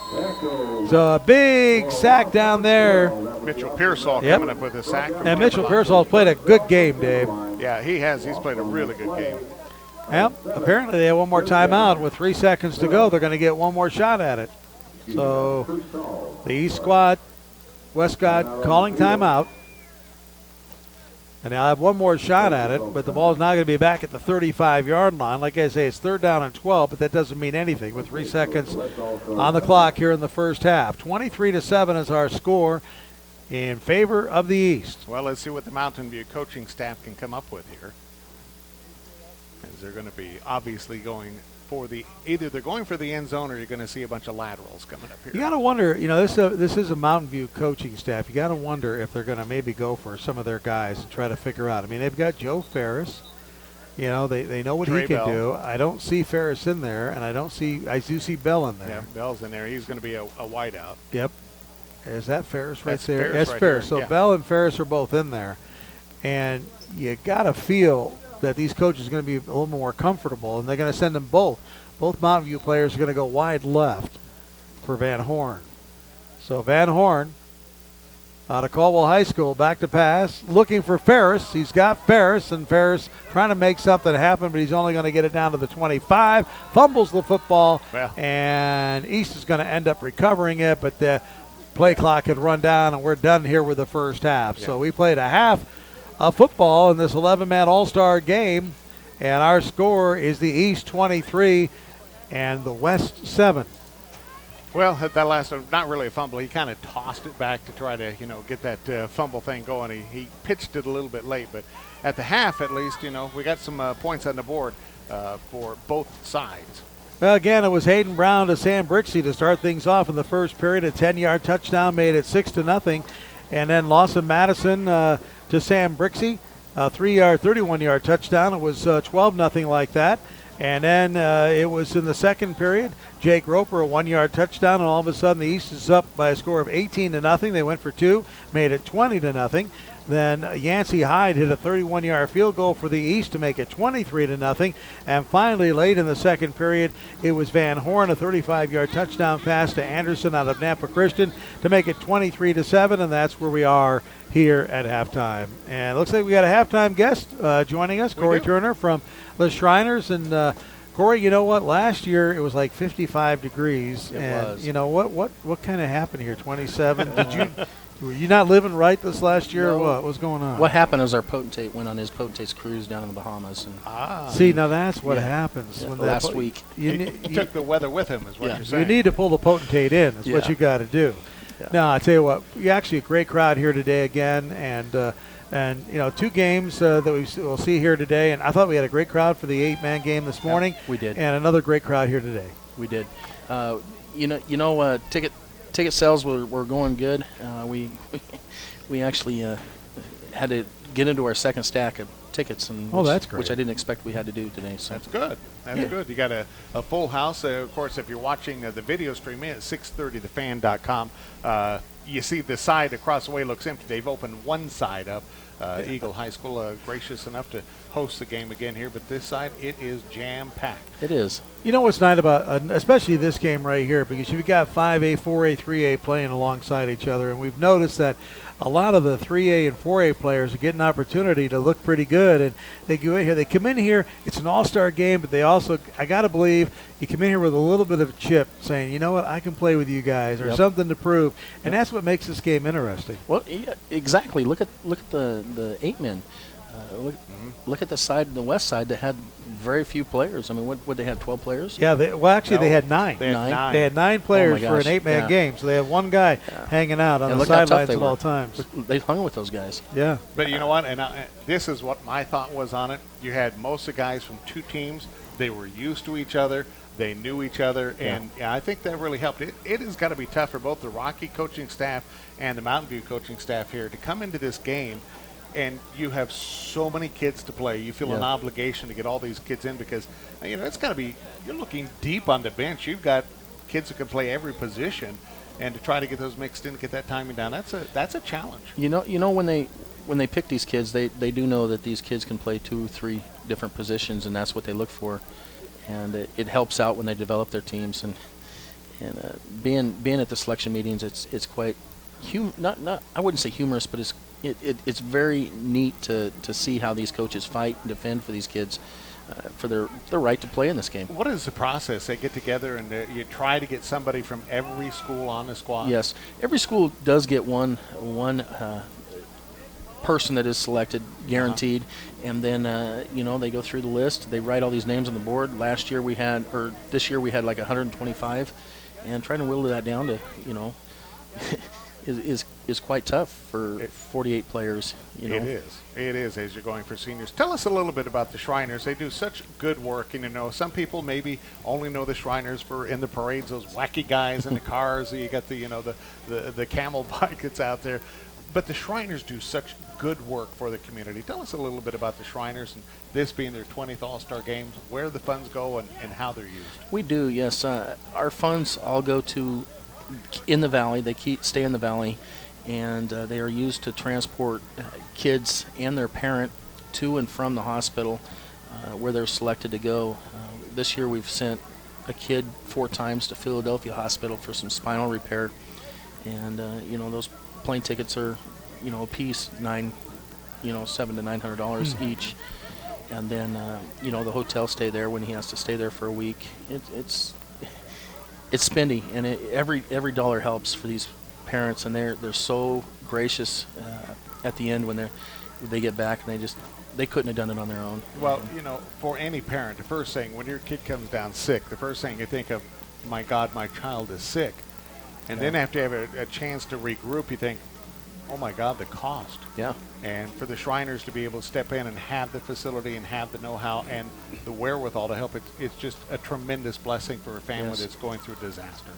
And the artificial limbs that we supply to these kids, some of these kids that have them, one arm could be, anywhere from $6,000 to $8,000 just for the prosthetic, and these kids outgrow. Look how fast these kids grow these things, and that's 2 or 3 times a year that they've got to replace those. Yeah, it's not like an adult. You get one, you can use that prosthetic forever. Here they outgrow them, and at some ages, it's fast. We have a patient that goes to Salt Lake, and she wears a brace for 23 hours a day, and those braces are $2,000 out of pocket, and the Shriners cover that right at the hospital. We're talking with Corey Turner with the Shriners, and you and I were talking before this game began about you got a text from, I think, the mom of Jimmy Dawson, who's playing in this game. He's from Parma High School. He's on the East squad, and we've seen a lot of him. He's playing well tonight, but he's one of those kids that actually went to a Shriners hospital and benefited from that. He did. I confronted him out on the field, and I said, hey, why didn't you say something earlier? And he says, oh, I'm just shy. There's nothing to be shy about that. I mean, that happened when he was 2 years old, and he says, I'm just gracious to be playing today, and you wouldn't know that I have a thumb issue or a hand issue. So No, he's made several big plays. He hadn't been too bashful on the field. Yeah. So he's been doing well out there as well. What can people do if they didn't make the game today? They're listening to this broadcast and they want to help the Shriners. Is there any way to help them out beyond this game for you guys? Yeah, we definitely have donations we take to our patient travel fund in our office downtown at our building, 1118 West Idaho Street. Just if you want to help out, graciously, walk in there and ask to fill out a donation slip, and we'll definitely put it to the right funds, and a kid's going to benefit from it. So it's they're playing for the children. I think that's what you were Yes. telling me. This is all about playing for the kids that go there and don't want to have anybody not get medical attention when they need it. If it can be helped. It is, and my family benefited from it when my nephew had ingrowing. The knees were becoming knock-kneed, and they took him in 3 years ago and put some plates in the lower part of the knee and stopped the growth on that side so that outside can grow faster. And so now he's walking straight and perfect, because of the Shriners, and to be able to see both ends of it is Corey, quite remarkable. let me ask you this about as a service group. Now you're a young man, and a lot of times some of the community service groups, we see them graying in age, and some of them aging themselves right out. If somebody is interested in getting involved with the Shriners, how does somebody get involved and become a member of the Shriners? We do have a website set up called boise.youtube.com, and it explains every aspect of becoming a Freemason. All Shriners are Freemasons, but not all Freemasons become Shriners. But once you help a kid through that hospital, you're going to be hooked. It's quite a process, and it's amazing to have a kid come back. I joined when I was 21 years old, and I had my first year I helped a kid, didn't have a right arm, lost it in a farming accident, and went down to the Shrine Hospital in Salt Lake and come back 2 years later and played the violin at a meeting. Wow. And even now I'm choking up about it, but it's quite remarkable. Well, and as I see, from young men to the gentleman who gave the invocation before the game, who obviously Stan Barker, has 89 years old. Got a lot more passing. He's got future, but down there, and just you can tell he just loves doing what he's doing. He does. And so it's a wide open group. So if somebody wants more information, what is the website where they go? BeAShrinerNow.com. All right, perfect. Corey, thank you so much for joining us. We do appreciate it. Thank you guys for all you guys done for me. During, appreciate it. Not a problem. We are always excited, and we feel honored to be asked to come and take part in this, which truly is an all-star game, the best in the state together for football, and the Shriners putting them together now for the 20th year here in the Valley. So we do appreciate it. It is. Appreciate it. Thank you, sir. Thank Appreciate you it very much. Yep. All right. Corey's going to get back at it. You going to be auctioning any balls off, raffling off on there? All right. Raffling some balls off. Okay. We saw him down there at the first half, and he was hard at it, auctioning those all-star balls off. So congratulations there. And again, just thanks to the Shriners for inviting us out here. We do appreciate it. It is 23-7 is their score as the East and West Shrine game underway right now, as we are looking at the big kids, I guess I'd like to say. You know, you have the fast kids there in the 8-man game and now the 11-man game. It's the big kids that come to play. Yeah, no question about it. But like we said, I mean, you got a lot of people out there that are, you got the 4As here, the 3As here, the guys that are sitting there going, you know what, I know I can play with these guys. I know what I can do it. I know I can do it. And now they have an opportunity to get up there. And we've seen a lot of them make big plays here. I mean, we saw the pass down here that got the West on the scoreboard again to Andrew Anderson, who's a wide receiver out of Nampa Christian High School. He's 6'2", 213 pounds. He obviously has the size to play at any level. He just happens to be going to Nampa Christian. Yeah, see if you disagree with me on this. I think the difference between 5A, 4A, 3A, and you go on down to 2A is math. If you have 1,000 kids in your school to choose from, you're going to have a lot more of those D1 sort of athletes. If you have 200 kids to choose from, the numbers, just the math numbers go down. You're not going to have as many, but you're still going to have some quality athletes who may be going to Homedale or to Parma or to Nampa Christian, quality athletes who are going there, and this is their opportunity to shine up at, I guess, what you might want to call, quote-unquote, the big level. Well, it's definitely math. I mean, I was talking to Emmett at the beginning of the season, and they had more kids, and I can't remember the exact numbers. I don't want to be wrong. But, if you'll just give me a little bit of leeway here, let's say they had 90 kids out. A few years before they only had 50 kids out. Yeah. So they've more than, they've like doubled what they're trying to get out there. And when that kind of enthusiasm grows and you get that kind of stuff, now you've got 100 players to choose from, and so you take somebody like a Rocky Mountain or a Mountain View, and they get 130 kids out. 2 years. I don't know about this year, but last year Rocky had 300 kids. Oh, you're kidding me? No, 300 kids turn out for football. Wow. Yeah, they wound up having to play 5 and 6 quarters on their lower level schools just to get playing time for everybody. So so you get a Rocky and you get 300 to choose from. Do the math. Yep, it is. It comes down pretty quick. Another big difference between 8-man and 11-man, and I was talking to somebody in between games. I went down, took a break, and walked down below. And for most of these kids in 8-man, it was their very first experience on field turf. And I didn't even think about that. On artificial turf of playing the game, which is a little, you can attest to that. Being a college player, a little bit different playing on field turf than natural grass. And for most of them, it was their first experience with it. Well, you talk to any college football coach, you look at Boise State when they've got to play on a regular turf, they got to play on real grass. They're out there practicing on their grass field the whole week before. They're not practicing on the blue. They just don't go that route because it is different. Your footing's different. The whole thing's different. And then there's so many different variations. I mean, when they played at Connecticut last year, they didn't play UConn this year, but if you remember that game, the grass was high. It was kind of wet. It was slippery. I remember going at Wyoming. We used to always laugh, go down there to see how high the grass was. Now, I think they've gone to artificial turf, as I recall. They have. But there, it wasn't too long ago that they had regular grass at Laramie, and they would let it grow 5 inches. Yeah. Because they knew they had a fast team coming in, and that slows you down. Exactly. Do have to give credit to the coaching staffs, Mountain View for the west side. It is Rocky for the east side. I believe that they've done a good job of switching the lineups up, and they've done it relatively smoothly. You have guys coming in and playing very well, so they've done it smoothly. And so congratulations to both coaching staffs because they've had a week or so to work on this. If you think where these coaching staffs were last week, very different. And so that's good news for these coaching staffs, and a tip of the hat to them. That's fun. Of course, a week ago, Dave, you and I were at Albertson Stadium watching Rocky Mountain and Mountain View battle it out for the 5A championship.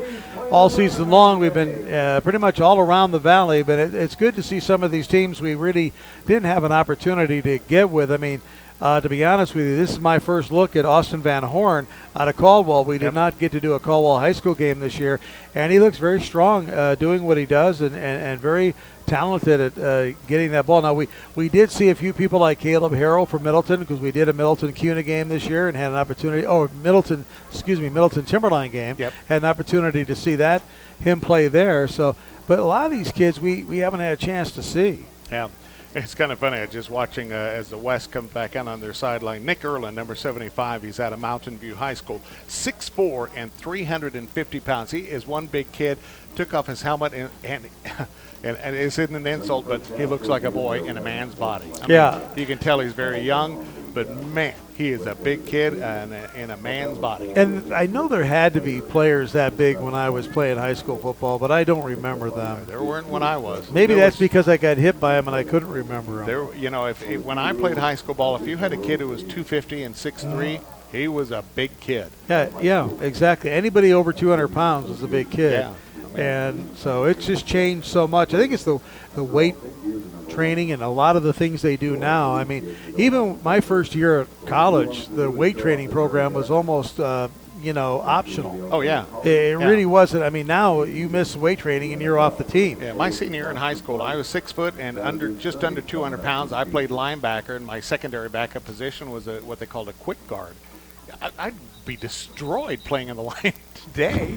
I was like, I look at these kids. It's like this kid outweighed me by 100 pounds, for crying out loud.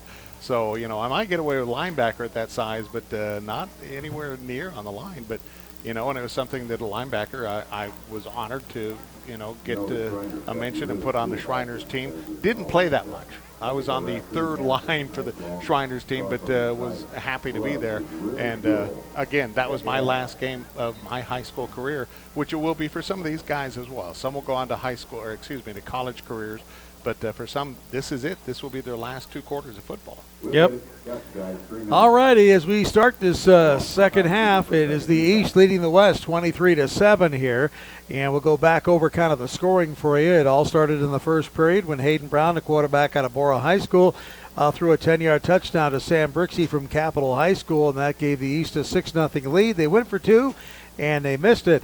Then Lawson Madison came in. He threw it to Sam Brixey, a 31-yard touchdown, and it was 12-0. They decided to try the extra point the old-fashioned way, a one-pointer, and it didn't get through.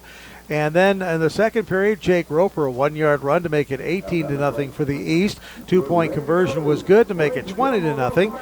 And still in the second period, Yancey Hyde out of Emmett, a 31-yard field goal, 23-0. The East led it. Then finally the West got on the board. It was Van Horn out of Caldwell High School throwing a 35-yard touchdown pass to Anderson out of Nampa Christian. And it was 23-7, and that's where we are. And they start the second half with a little pooch kick, and it's going to be picked up by Jake Roper at the 31-yard line, and Roper going backwards to the 35 where he's brought down. And again, a nice tackle that time in the backfield by Talon Kreft. Yep, he's out of Meridian High School, making a nice open field tackle that time to start things off. Really good for the West side. So the East with the lead. They'll have the ball thrown 25-yard line to start this third period, the second half of the Shriners All-Star game. Earlier today, the 8-man, it was the West beating the East by a score of 54-10. And here's the East leading it. And they hand it off on the right side, and that again is Jimmy Dawson, who we mentioned that when he was 2 years old, and he fumbled the football. He fumbled the football. The West comes up with it at the 25-yard line. Yep, that's a huge turnover and a break for the West, who are trailing 23-7. So for them to get the ball now down at their own 24-yard line. 24, yep. What a great break for the West. All right, so here comes the West, trailing at 23-7. They had a nice kickoff, a little pooch kick. They were able to corral Jake Roper and drop him about 5 yards deeper into their own end zone, and then now they're going to see what they can do here after the fumble recovery. So the West is on the move. Jacob Hibbert is the quarterback. Hibbert out of Skyview High School. He's gone all the way. Cody Gahina is in there at running back to his left. Now they send a man in motion. They hand it off to Genhina up the middle. And he is hit immediately, and a nice stop right there at the line of scrimmage by Jake Jorgensen. Yeah, big stop there by the East squad as they just kind of lined up 3 or 4 guys in there, including Jake Jorgensen. So there was nothing given in the middle of that line. Ball remains at the 24-yard line. Handoff, right side, and nothing doing that time. Genhina just could not get anywhere. And guess who it was again? Jake Jorgensen saying, nope, not going to do it. The kid out of Bishop Kelly making the tackle for the loss. So a loss of a yard. It'll be 3rd down and 11 back at the 25-yard line. If you get a red jersey on, you might want to make a block on Jorgensen this time. Yeah. Ferris goes wide to the left. Hibbert at quarterback. Looking that way, has a rush, steps up in the pocket, and crunched back at the 31-yard line. He is sacked. Yeah, that one wasn't Jake Jorgensen that time. That was number 5, Kenton Bartlett. Kenton's out of Centennial High School making the tackle. So Bartlett was in there, and not far behind him was Kyler Ray out of Cuna High School. Both of them really doing a good job of breaking that up. And now they're showing field goal? No, they're going to go ahead and go for it here, but they're counting. They're one man too many. Oh, no, just a wrong guy. Well, they got Matt Lamberti in there, Wait, Dave. they are going to try a field goal from here. They got Matt Lamberti in there, and they're marking the ball down at the 37, 38-yard line. 48-yard field goal attempt? I don't know. Joe Ferris is going to hold. I would keep an eye on Ferris. Yep. Got to be at the 30. And they took too much time. And that's not even close. It's about 6 yards shy. No, they took a timeout. They took a timeout. Yeah, they were juggling around linemen. They weren't quite sure. And, again, this is one of those things that you work on in practice in August over and over. Who's on what team? Who's on the kickoff team? Who's on the field goal team? And now, they were juggling guys in and out of there, and I don't know that they had the right lineup in there. So. Well, and Lamberti that time went ahead and kicked it. I don't know if he gave it his all, but he was about 5 yards short. He was right on target, but about 5 yards short. So I don't know if that told the coaches something, but we'll see. Lamberti, of course, out of Mountain View, so the coaches know exactly what he can do. Yeah, he's staying out on the field. And they're probably thinking that, you know what, we have a better chance hitting a field goal from here than we do making it on 4th down. Well, trying to get the score. If they make it, would go 23-10. So that'd bring the west side up to 10. So then, you're within 2 touchdowns of getting back ahead. So you got Joe Ferris holding from Mountain View, and Lamberti going to kick it from Mountain View. And it didn't appear to be a fake. Nope. Unless they change the plan. That's the strategy. Right. Yep, 38-yard. At the 38-yard line is without places. This is a 48-yard field goal attempt from the right hash mark. And like I say, the last time, I don't know if Lamberti put his whole foot into it, but he was about 5 yards short, but he was kind of pretty much on target. Let's see. Here's the snap. Ferris with the hold. The kick is up, and this one's going to be about couple of yards short. It was just a little short. Yep, needed a little bit more oomph in there. It was a little further than the last one, but this one was right in the middle of the uprights, but about 2 yards shy. It either needed a little more foot in it or maybe about 25 more degrees in the temperature, because I guarantee you, kicking that ball, that is like kicking a rock up there right now. Yeah, when it's 25 degrees out, that football gets hard pretty quick. In fact, it makes it tough to catch it. It does. It hurts your hands. Yep, because just the leather and the ball gets hard with the cold weather. The seams, sometimes you catch the seams wrong. Yep. Man, that can hurt. All right, so the East will take over at the 20-yard line. And they lead it 23-7, 9:50 to go here in the third period.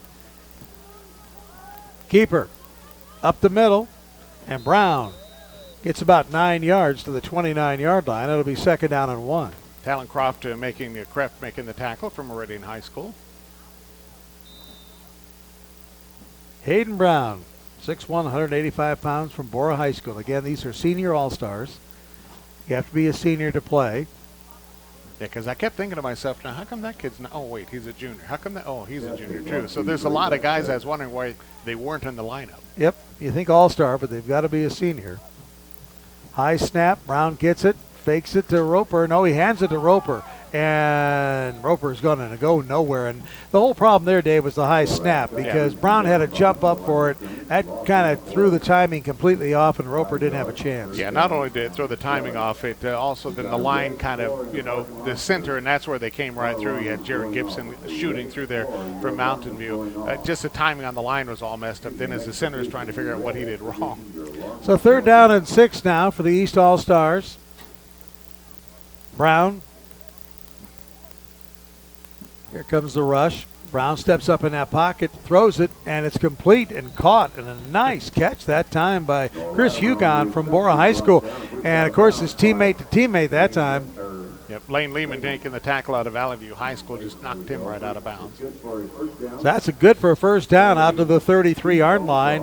Hugon from Bora.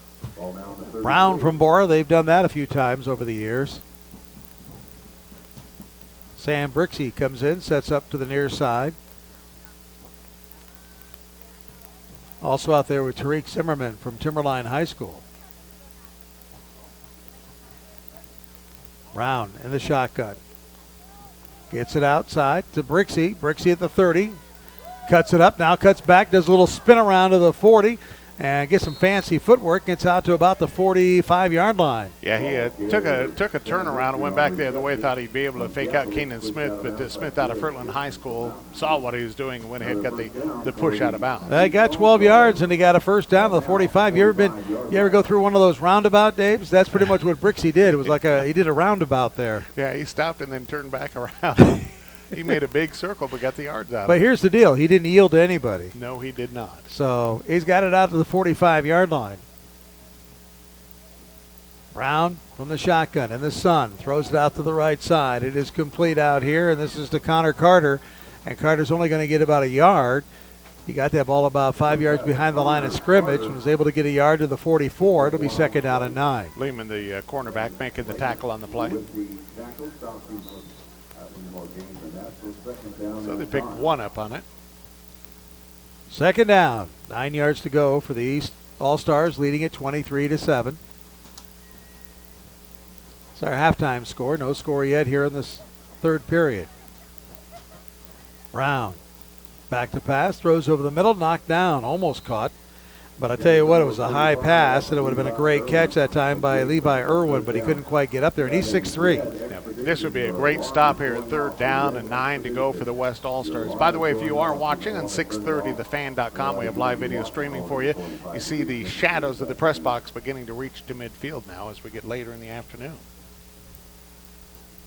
Kind of makes you feel like summer when you see those shadows, but then you walk outside and it's like 25 degrees. You realize, wait a minute, I'm being fooled here. Mother Nature's fooling with me. Brown back to pass. Throws underneath the coverage. It is complete. A nice catch there by James Lamb out of Coal Valley Christian.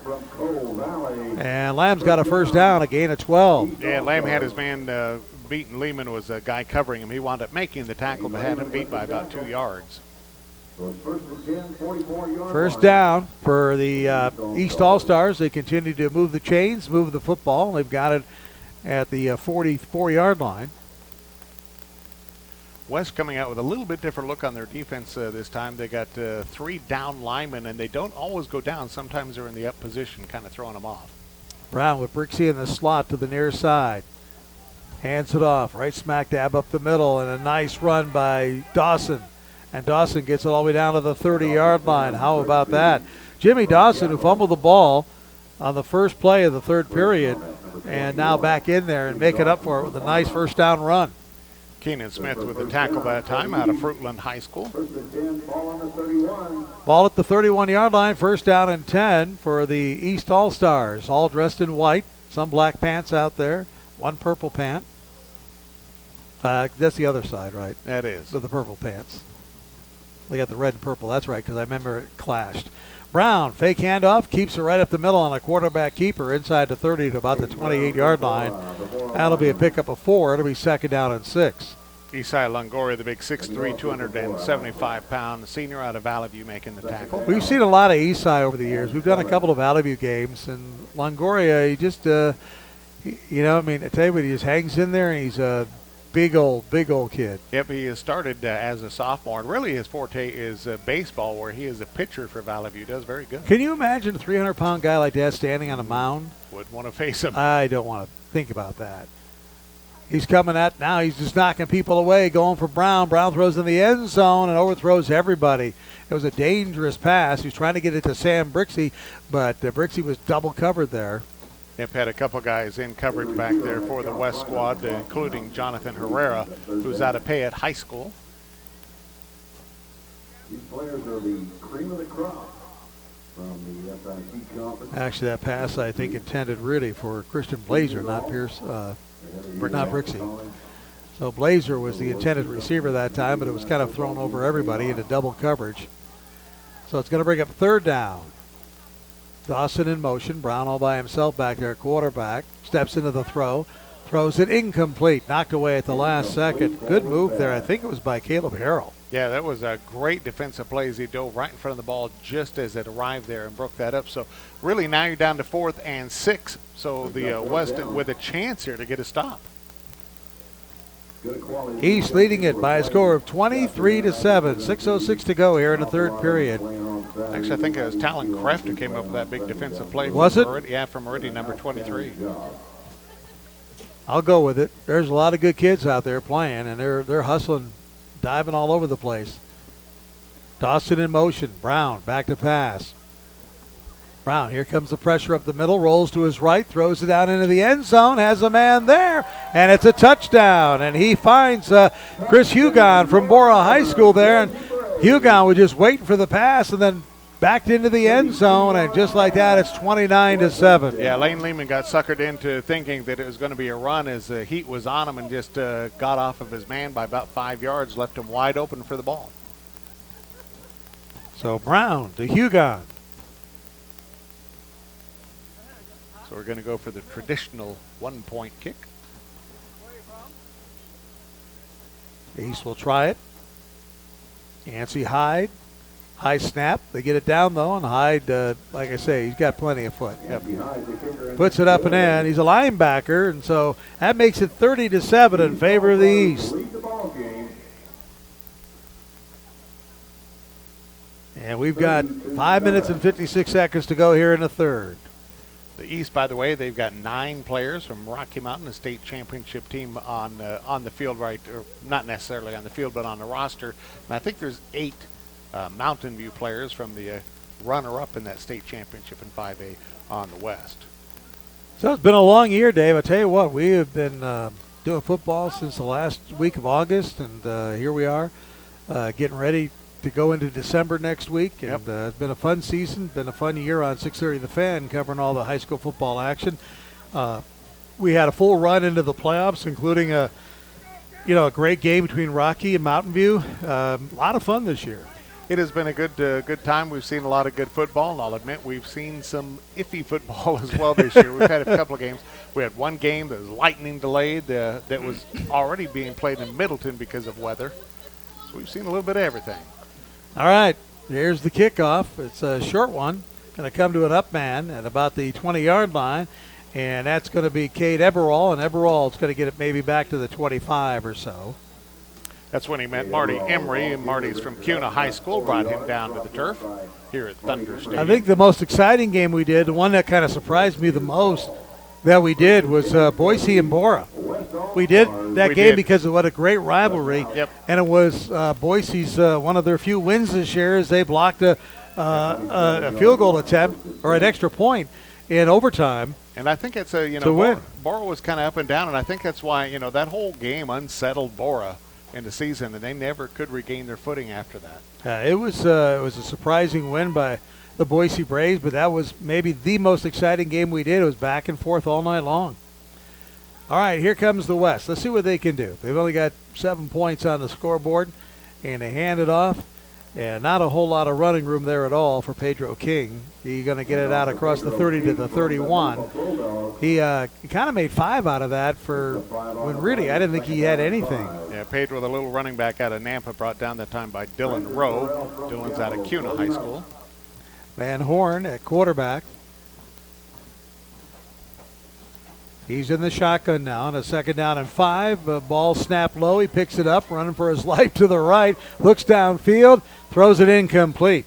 Intended that time for Anderson, but Anderson couldn't stay in bounds. But, just a great job by Van Horn to pick up the loose ball and not lose the yardage. Yeah, if you were watching at 630thefan.com, it was a scramble for his life in the backfield. Oh, they're back outside with autograph balls. You said he was going to go out there and hawk some autograph footballs. Yep, you can hear him loud and clear on that microphone. Yeah, Corey Turner, who was our halftime guest, certainly a passion for the Shriners and really a passion for the kids and getting them well. The pass out to Anderson. He catches it this time and gets out to the 43-yard line, and that's going to be good for a first down. Great job by Anderson to get himself wide open. He's out of Nampa Christian. He's caught a touchdown pass, the only scoring of this game, and he's the guy that's wearing the purple pants. And the West All-Stars, I'm more impressed with him than anyone I've seen on the roster for the West. He does look good. He finds a way to get himself open. They hand it off to Bell, and Bell, who has been pretty much held in check here today, gets about 5 yards. Jacob Gruber, the senior out of Rocky Mountain, making the tackle that time. Let's give him 6 yards. It'll be second down and 4, ball out the 47-yard line. Clock continues to run, 4:43 to go here in the third quarter. Remarked the ball. They moved it back about a yard. 30-7 is our score, so it's a 5-yard gain, as I mentioned the first time, and Bell again with the ball. Another couple of good moves, and he's got a first down. They're going to mark it out at the 47-yard line for a first down, pickup of 8. Jake Jorgensen out of Bishop Kelly making the tackle that time in that linebacker spot.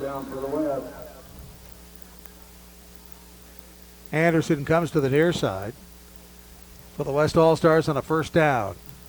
Van Horn back to pass, looking for Anderson. Anderson has his man beat, but he's just overthrown by about a foot. I tell you what, he had a nice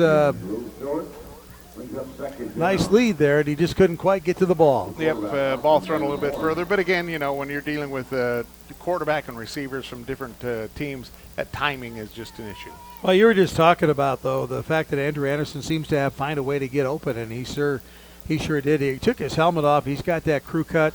He looks like the ball player. You know what I'm saying? He does. Here comes Trayvon Bell and Trayton Bell. Pulled down from behind, almost a horse collar. I was kind of waiting for that, but they just got his jersey at the 40, just inside the 45-yard line, so it's going to be third down and 7. Jake Jorgensen, linebacker, and easy to tell the Bishop Kelly kids. They got the white pants with the big yellow stripe down the side, so you look for that yellow stripe, you know you got a BK kid. All right, Van Horn at quarterback. Hands it off to Bell again. Bell knocks a guy down, gets to the 40-yard line, and Bell taking some offense to the defense. Yeah, he just put the wood that time to Tyler Goodsell. Tyler's out of Bora High School and just leveled him. So it's going to be fourth down and 3, and obviously the West's going to go for it down 30-7 here. Van Horn back to pass, looks, throws underneath the coverage. Nice grab for a first down there by by Cade Eberall. Cade with a great reception there, brought down by several guys, including Brandon Thorell out of Capitol High School. So first down inside the 35 at the 34-yard line for the West. Coming up on 3 minutes to go here in the third period.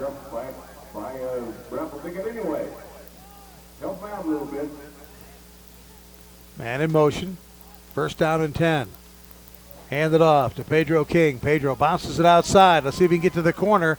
He doesn't quite get to the corner. He is thrown down unceremoniously there by Dylan Rowe. Yeah, Dylan out of Cuna High School. Looks like he's wrestled a few, done a little bulldogging himself. That's the bulldogging now. That'd be stairs. Yeah, that would be. And see how much I've learned today? You've learned a lot about rodeo today. Yeah. He was wrestling some cattle is what I started out with, and now I'm sitting there. He's bulldogging. He's bulldogging. So I'm moving right in the right direction. Over the middle, wide open is Bell. Bell catches the ball and pays the price as Jake Jorgensen tattoos him. Yeah, but he did get the ball in the first down that time as the West continues to move down toward getting some points on the board. And again, at this point, maybe these are pride points more than anything. Got it down to the 19-yard line where the West has the first down and 10. Austin Van Horn at quarterback. High snap. He gets it to Bell, and Bell is taken down in the backfield. And again, just great penetration by the defense. Marty Emery, we've talked about him a couple of times. Yep, he is one of the cavemen out of Cuna. Just a great job bringing him down for a loss. So a loss of, I'm going to make it 5 yards. So that's 4 yards. It's correct. Second down and 14. Mountain View is running a card system for their offense, but not the full complement of cards.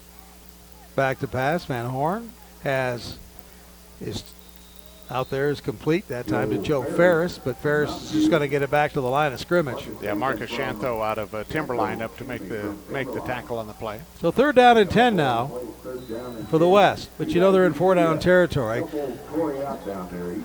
Watch out, they got Anderson to the near side, a single coverage, Dave. And I'm sure Van Horn sees it. He goes over the middle, and it's caught. What a great catch, and down to the 1-yard line. The catch by Justin Walker, the tight end from Eagle High. Yeah, that was a great grab as the defender came right up there just as he was catching the ball and hit him. That was number 9 hitting him. That's Tyler Goodsell out of Bora High School, and wasn't able to bring it in. That ball had all the indication it was going to be intercepted. They handed off, and up the middle, touchdown. That was an odd handoff. That was one, in fact, quarterback comes up shaking his hand. The ball kind of snapped between the quarterback and the running back, and it was just kind of shoveled into the running back's hands. Yeah, Bucky Schrader scores, so it was a couple of Eagle players getting it done right there. First of all, Justin Walker, the tight end from Eagle, making a big catch, and then Bucky Schrader taking it in, and Bucky again's got that shirt tucked up, and we need to talk to him. Yes, get that thing untucked. Could not catch a number from him. All right, the extra point attempt is blocked. Whoa. Yikes. That was Kreiner coming in out of the end spot there to block that kick. Nobody picked up Caleb Kreiner. Yeah, he just came in and just knocked that thing right to the ground. Wow. Caitlin Kreiner with the block right there, and that's going to make it 30-13. But 1-yard run, the West finally gets on the scoreboard again. 1-yard run by Bucky Schrader to make it 30-13. By the way, just a little over a quarter and about a minute to go. You can still watch the game, 630thefan.com, and that video will be up for you. On our high school sports page, you click at 630thefan.com, click on high school, and you can go back and watch that game. So whether it's one of the kids playing or a family member that didn't get to see it, you can go back and watch the game, as we will have that for you for all eternity set up there at our YouTube channel, which, by the way, you can subscribe to as well, and that way have instant access to all the stuff we do online. So YouTube is all eternity, huh? It's for all eternity. Wow. At least probably as long as you or I will be around. It'll be up on YouTube longer than we'll be around. That's for sure. This, by the way, is the 20th Shriner game here in this area. The Shriners have been doing all-star football games across the nation for a lot of years. I did mine back in the old days of the 70s. Speaking about, I can't wait till Thursday. Thursday's Throwback Thursday on the web. There's going to be some old pictures of Wayne Dzuback. Oh, give me a break. Up on the web. You know what? I look like Opie from the Andy Griffith Show. Here's a little pooch kick taken by Jake Roper at the 35. Roper making a couple of moves to the 50, to the 45, down to the 42. And Jake Roper with a nice return.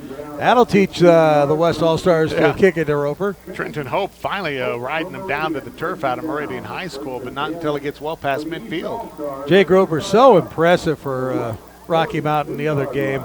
I mean, it's just amazing what he did in that championship game with 308 yards rushing, 4 touchdowns. Yeah, Roper has to be one of those guys that some colleges are giving a second look to, going, this kid could play a running back. All right, so here we go. The East All-Stars have the football. They have it at the West 42-yard line with 1:24 to go here in the third period, and a comfortable 30-13 lead. And Horn still at quarterback, sends Brixey in motion. And the ball is fumbled and recovered by the West. Just like that. The handoff was just not there.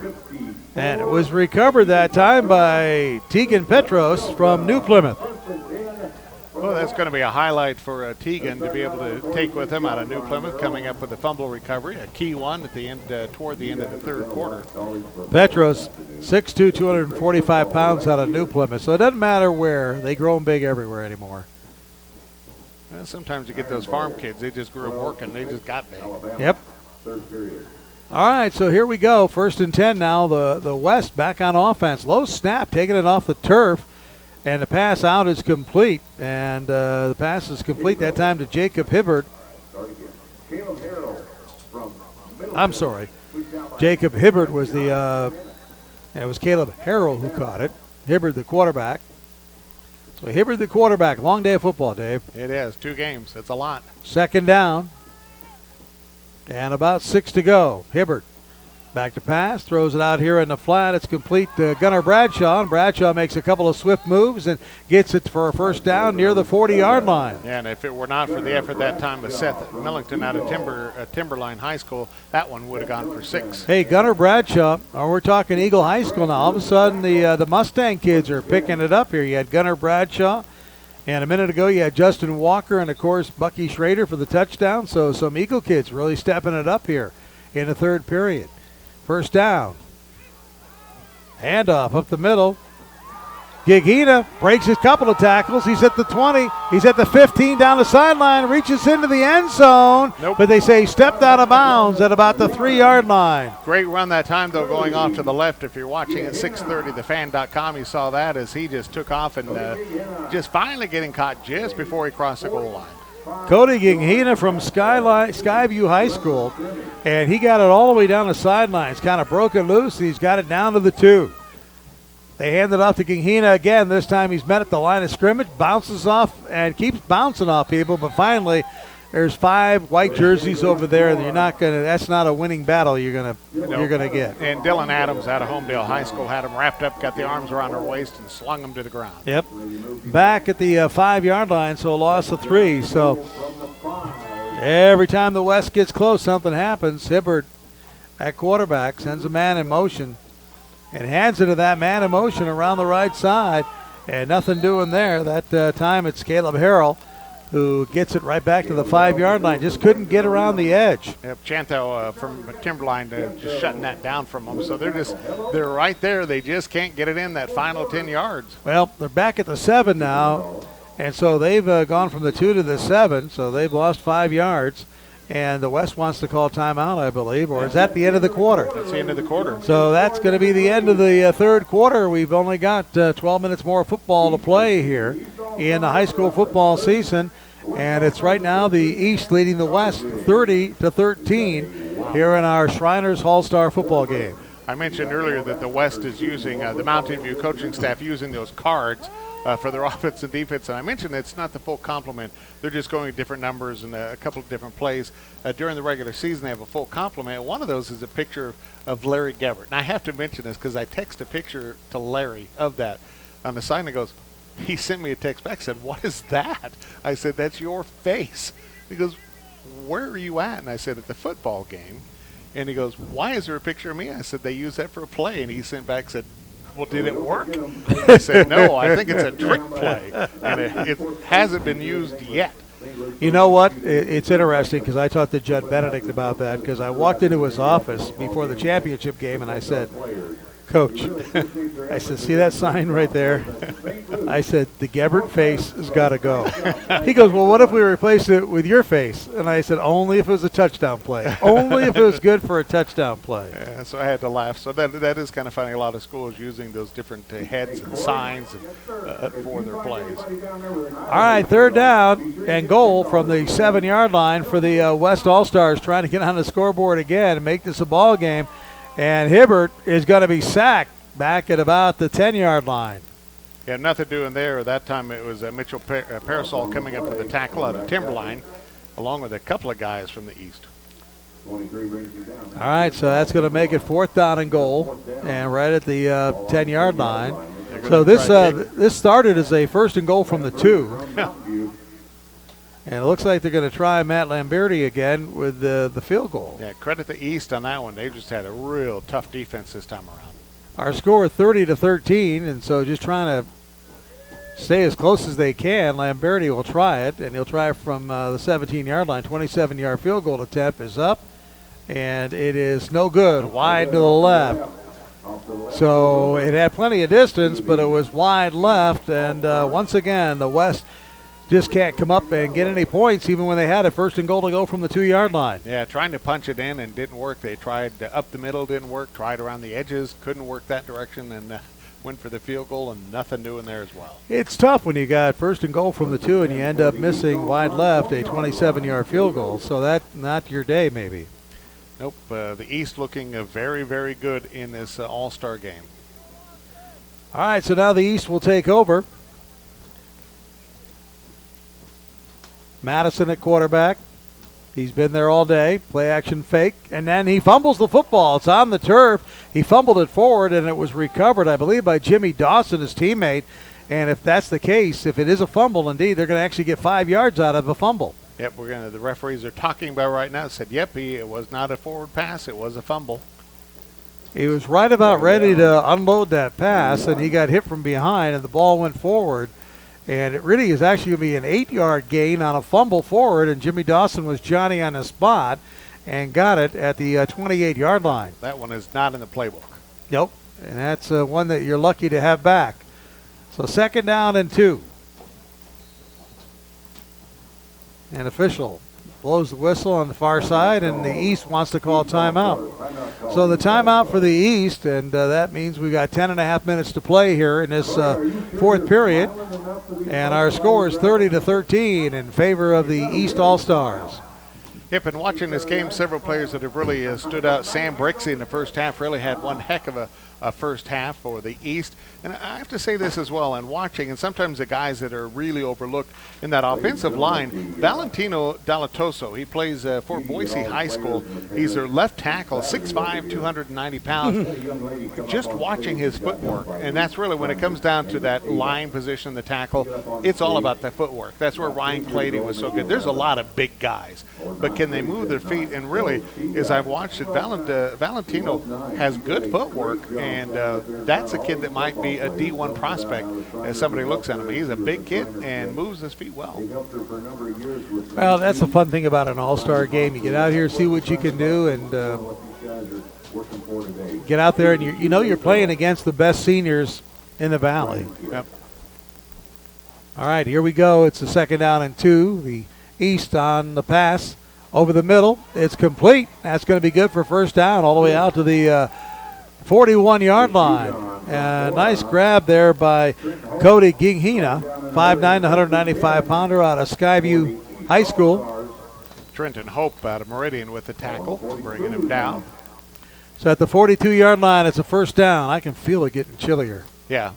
We have a window open that the microphone sticks out for a little crowd noise. You can feel the wind beginning to blow in. It still says it's 27 degrees, but it's that wind.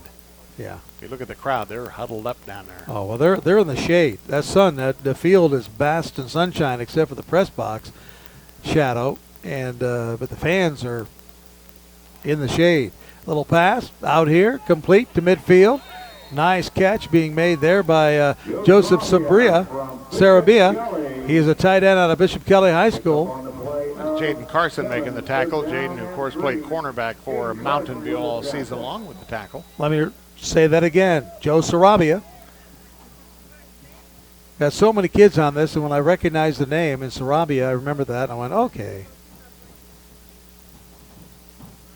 Hadn't called his name all day, though, but nice catch there for a big pickup of about 7 yards. Right at midfield. It'll be 2nd down and 3. Jake Roper in motion. Back to pass under the coverage. Roper has it. He's at the 45. Makes a move to the outside. Then cuts it back in to the 40. Down the sidelines. 30. Still going at the 25-yard line before he's ripped out of bounds right there at the 25. Yep, Keenan Smith out of Fruitland, the last guy that could get him and managed to push him out of bounds, so saved a touchdown there.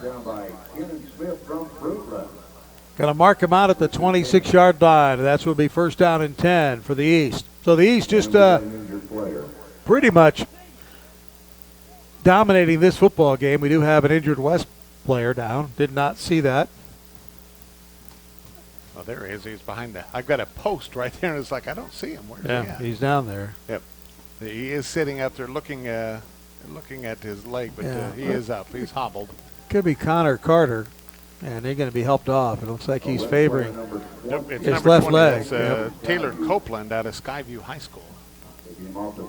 Yep. Here again, I have my wrong roster out there, so good call. Taylor Copeland.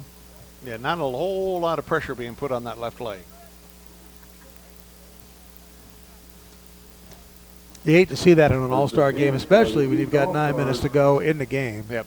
Hopefully it's nothing much, and hopefully, he's got a full season to kind of take care of it. I don't know if he's got any aspirations to play on the next level or not, but we'll see. All right, first down and 10 from the 25-yard line.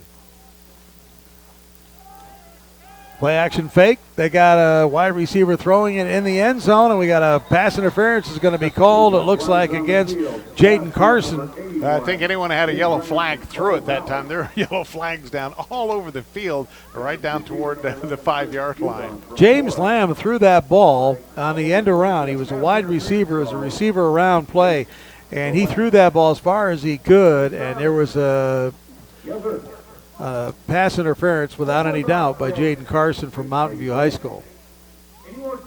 And so that's going to bring it down to the 13-yard line, where it'll be first down and 10 for the East. Super souvenir for today's ball game. This is an official East-West. Shriners still walking around looking like they're happy. Yep, they're out there. They're auctioning off those autographed balls for this All-Star game, raising money for their hospital work that they do with the kids' hospital. So great cause. Really appreciate Corey Turner. He came up here at halftime, talk to us, and appreciate our relationship with the Shriners and doing this game and helping them out. Back to pass. Van Horn looking right. Over the middle, incomplete. A little bit low for his intended receiver, but a nice attempt there to catch it. it was a good attempt. That one was just not catchable at all. That was number 44 that time. Cole Garrett. Yep. So that'll bring up second down and 10. The only thing about these passes, Dave, they stop the clock.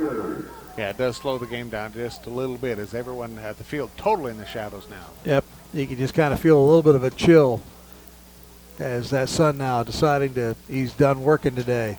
Into the end zone, out of bounds. Incomplete. A little surprised we didn't see a flag on that play as number 2, Keenan Smith, kind of nailed him about a yard out of bounds, but refs let that one go. So that'll bring up third down and 10 from the 13-yard line. 30-13 is our score. The East leads it, and the East again at the West 13-yard line, but they've got a third down and 10. West just has not been able to find a way to stick it into the end zone. Nope. East started out quickly with a couple of touchdown passes to Sam Brixey.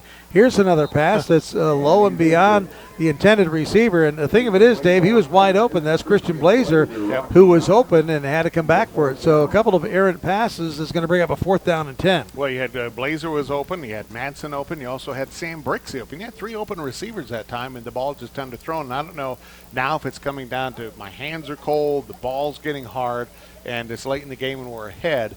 So it makes you just not as crisp. Well, they're going to try a field goal here from the yards out. Nancy Hyde. The kick is up, and it is good. All right. And it's good. So the field goal is up and through. Nancy Hyde from Emmett. Yeah, this is the time of a game right now where you're down to 8.5 minutes left. And there are some of these guys who are playing or now perhaps, they're sitting on the bench more than they're playing. They were playing the first half as they rotate guys in and out. And you suddenly, it dawns on you that this probably is the end of your football career. And you may have started with Powell football, worked up to Optimus football, middle school. You were on the JV squad and a couple years on varsity, and you've done well. And now suddenly there's 8 minutes between you and no more football. And that becomes a very sobering reality to these kids who are, 17, 18 years old. Yeah, you just kind of, I remember when I walked in my high school, and I saw the guys that were graduating that year, and they had their letters on their jackets and stuff like that. And I went, oh, man. Then I saw my letter, and I go, no way. I'm never going to get there. Yep. It comes and goes very quickly. Wow. It really does. So Hyde will kick it off as the East has taken now a 33-13 lead. And it's going to be taken at the 15-yard line. And out of bounds at about the 31-yard line. And, again, I'm waiting for a flag there because kind of some late hits way out of bounds. Bucky but, Schrader thinks it's my house, my field. I'll push you out of bounds where I want. But they didn't call it. Cody Gingina, the running back, took it and got it out to the 33-yard line, 34-yard line actually is where they'll put it. This really is an honor for these kids to be deemed the best in the state. If you ever have a chance to be best at anything, whether it's basketball or football, man, you take advantage of it now, because you turn around twice and you're 30 years old and you're thinking, why didn't I take advantage of that? So for Absolutely. these kids, congratulations to all of them. All right, Van Horn at quarterback. He's gone all the way out of Caldwell High School, and he's still throwing. And he throws it out here. It's complete. Nice catch by Joe Ferris, and Ferris steps out of bounds at about the 41-yard line. That'll be a pickup of 6. It'll be second down and 4. Garrett Carter out of Homedale High School, pushing him out of bounds. Also being broadcast at Stream Video at 630thefan.com. All righty. Streaming all week. So. Back to pass. Van Horn airing it up, and it's going to be intercepted. What a great interception that time by Marcus Shanto. Wow.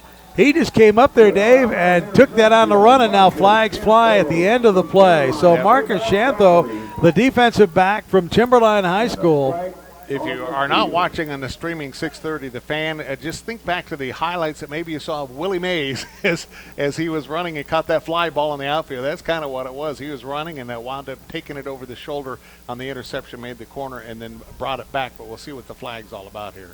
There's going to be a personal foul. It's going to be against the East. So after the interception, so the East will have the football, but they will not have it at the 30.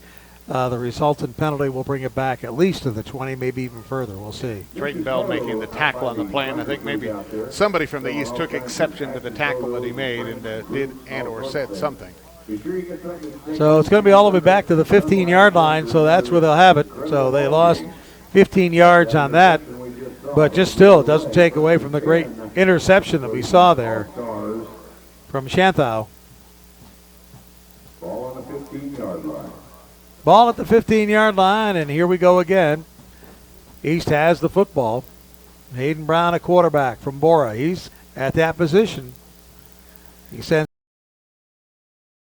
it away. I don't think he wanted to run it, but Brown is running it and running it great and gets it out to the 32-yard line. 17-yard pickup just like that, Dave. Finally brought to the ground by Trenton Hope out of Meridian High School. Finally, last man that could have stopped him did. It kind of looked like he was looking for somebody to hand it off to, and there was nobody there. Yep, but when it's going right, it's going right. Yep. Shirley, why don't you go ahead and do it? He just decided to go ahead and go through that hole that the running back was supposed to have. And gets a first down, pickup of 17 yards. Hayden Brown, Bora High School quarterback, gone all the way. Delay a game. And now the East with a delay of game. That'll back it up. And looking at Hayden, he does not have the typical hand warmer. I don't see. I'm looking for it. Don't see it. He's barehanded, and it's got to be cold out there in her hands. So that'll back it up to the 25-yard line. They wanted the East autograph ball. All right. Again, the East jumping to a 23-0 lead in this football game, and now lead at 33-13. But 23-0 lead before the West was able to get on the scoreboard. The pass out there, and it is incomplete. And that time it was intended for Derek Zimmerman. Yeah, Zimmerman was made a good effort at it. Had his hands on the ball, but just not able to bring it in. That was a long pass. You know, I mean, you're seeing a lot of talent here. We've seen a lot of well-thrown balls, Yep. a lot of really good runs, a lot of good hits, some great interceptions. We've seen some all-star football. Yep, we have seen some big plays, including spiking the ball over the goalpost. That was pretty impressive. All right, Brown by himself in the backfield on second down and 15. Throwing it, looking for Roper. Roper has to stop. He falls down, but they say no. Oh. I thought he caught it. I did too, but the official, one said it was a catch, one said it wasn't. Yeah. The guy who had the better view said it was received. The thing of it is, the guy behind Roper who couldn't see the actual ball go into his chest made the incomplete call. The other guy who had, like you say, the better view said yes. So it's a completion for Jake Roper, and a nice job by Roper to stop and get back onto that short throw. And it's all the way out to the 47-yard line, where now the East has a first down and 10. Yeah, that completion totally on Roper. That was his effort of getting back to get that ball. So for Roper, that was a great reception. First down and 10. Roper in motion. Going to the right. They throw over the middle, and it's complete. And a nice big catch that time by Chris Hugon. Hugon, and that's again Brown to Hugon. The Bora connection gets it down to the 25-yard line. Another first down, but there's a flag. That's going to be a holding. Yep, all the way back at the 40-yard line. You know, you can always tell by the, I'm sitting there, I did not see the flag thrown. Yep. And you can just see the whole body language of the players just changed. Yeah, their shoulders slump and they start sauntering back. It's kind of like, ooh. Oh, you got to be kidding me. We're moving the ball so well here. Trenton Hope, by the way, made the tackle on that play out of Meridian High School. It's kind of interesting. He got him by the ankles on both sides, had him tied. Kind of looked like, go back to the rodeo. It looked like heeling and heading. It looks like he healed him and just got him, dropped him right to the ground like a bag of potatoes. Boy, you're really getting deep on that rodeo on me now. I am. I'm in rodeo 101, dude. I'm getting you taught. Yeah, I know. All right, at the 31-yard line, it's going to be first down and forever. About 30 yards to go. They've got to get it all the way down to the 38-yard, 42-yard line. Throw it out on the flat and drop. And incomplete. Down. Sam Brixey was looking downfield, and the flags were thrown, but Brixey was kind of looking downfield, and he's kind of looking into that southern sun, too. He's looking straight into that sun. Very hard to see. Had to laugh as the snap count was going on, the defensive line dancing around there for the West. You got 300-pound Esai Longoria over there dancing around. It was not the best dance moves I've seen, but made it tough for the offensive line to figure out who's blocking who. Was it whatever it was, 15-yard penalty, personal foul against the West. Wow. So the East now, instead of having first down and 30. Might have been the truffle shuffle that got them. Yeah, they're all the way back to first down and 10. So because that was a spot foul wherever it was, so they had a first down and 30. Now they have first down and 10 again. So they're back in business. Good snap, handoff. Clausen trying to find some running room there, but Jimmy Dawson gets it out to about the 50. So to midfield, 6.5 minutes left to go in this game. And the East is firmly in control.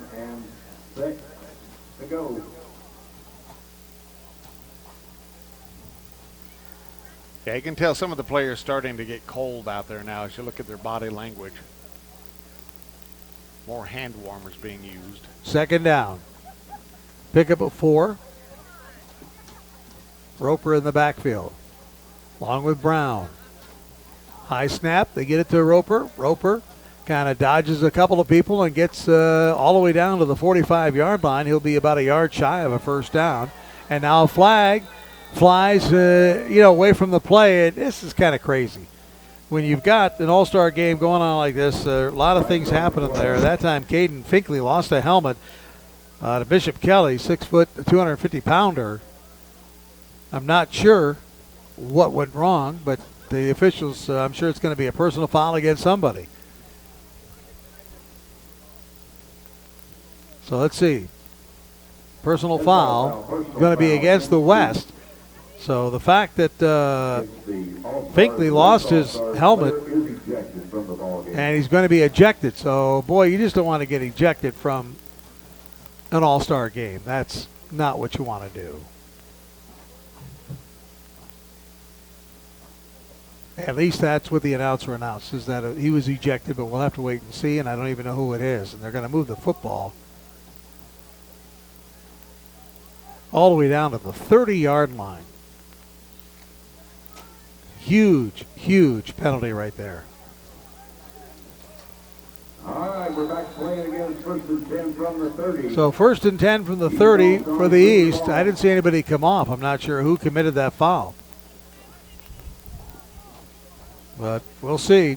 So Hayden Brown at the quarterback spot. They've got a first down from the 30-yard line.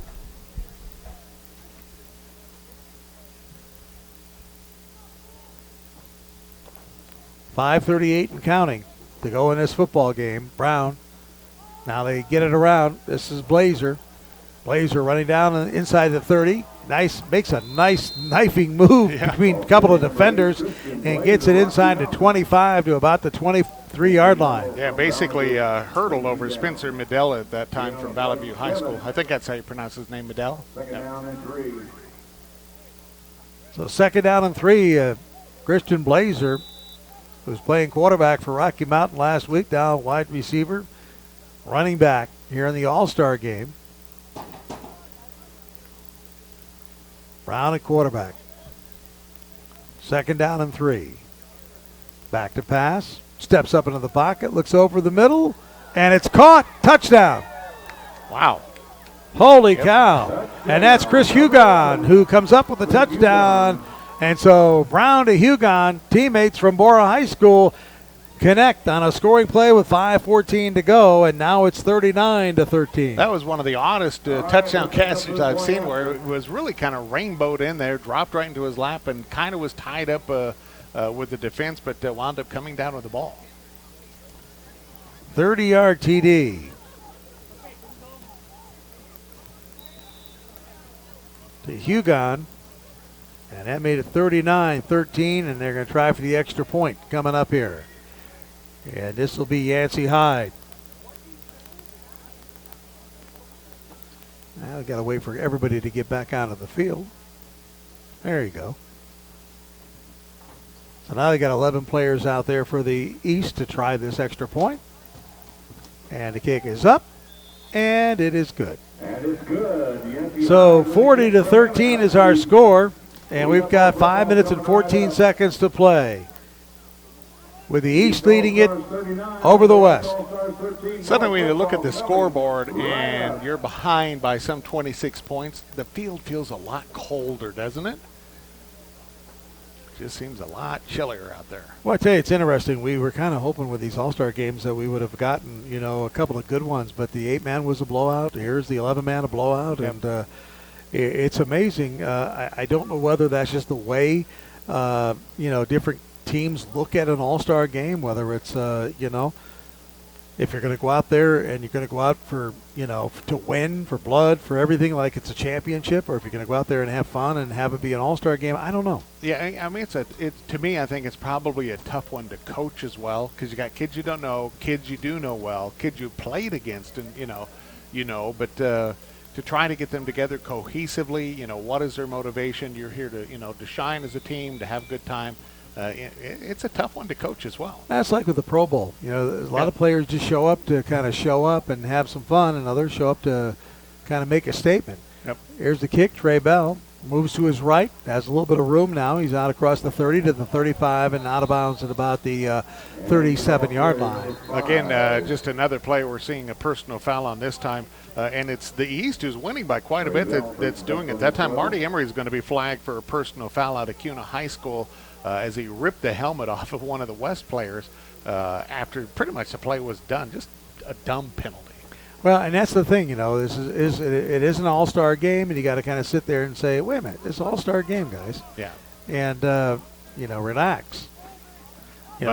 Play hard, but there's no real reason to get that worked up about it. Yeah, Keenan Smith is a guy that had trouble with it, with getting his helmet ripped off.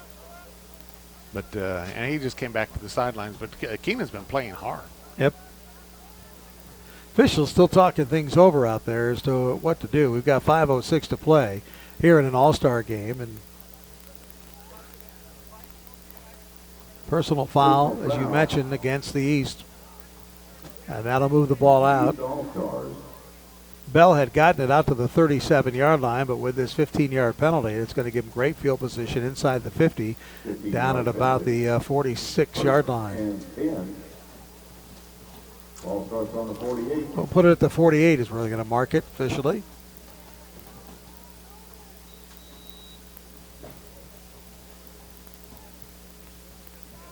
So the West, trailing this one by a score of 40-13, has the football. They've got it in East territory. Let's see what they can do. Van Horn at quarterback. Steps it up, throws it over the middle, and it was low. Let's see if he caught it. Apparently he did.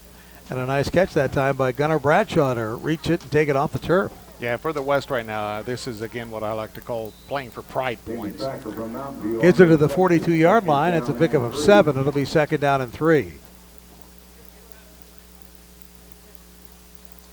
Hand it off up the middle, and not much there for Cody Kinghina, who's been playing a running back all day, 5'9", 195-pounder out of Skyview.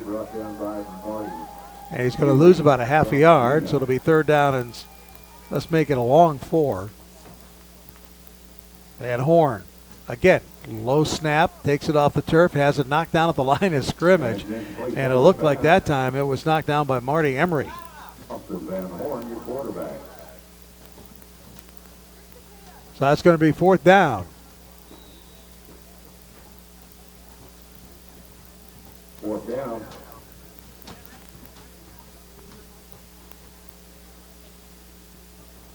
So Van Horn sends Anderson to the right. Back to pass. Throwing it deep, airing it out. Jump ball and incomplete. So it's going to go over on downs to the East, and East will have the football with about 4:12 to go here in this football game. Yeah, kind of a closing statement on what the East has done to the West in this game. Well, the East took a lead 6-0 on a Hayden Brown pass to Sam Brixey. And then Lawson Madison came in at quarterback. He threw to Brixey as well, 31-yard TD. It was 12-0 East. East added to their scoring when Jake Roper scored from 1 yard out. They went for 2 and made it 20-0. Then Yancey Hyde hit a 31-yard field goal to make it 23-0, and that was finally when the West got on the board. Van Horn, 35-yard touchdown pass to Anderson, 23-7 at that point. That's what it was at halftime, and right now the East still leading at 40-13. Handoff, not much there. About a yard gain is all. Hugon, the ball carrier. 2nd and 9. Copeland with a tackle.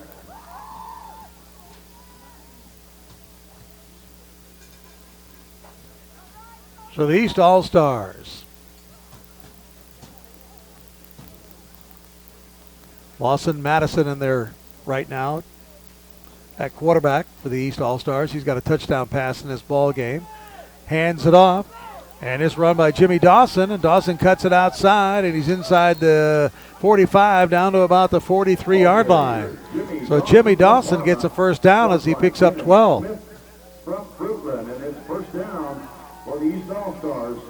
They're kind of a cleanup time now for the East as they're just running. And in the West, you know, you look at those guys, you see a lot of guys with their hands on their hips, getting a little bit winded and tired now after playing a hard game of football in cold weather, which is not easy to do. All right, here comes Madison at quarterback.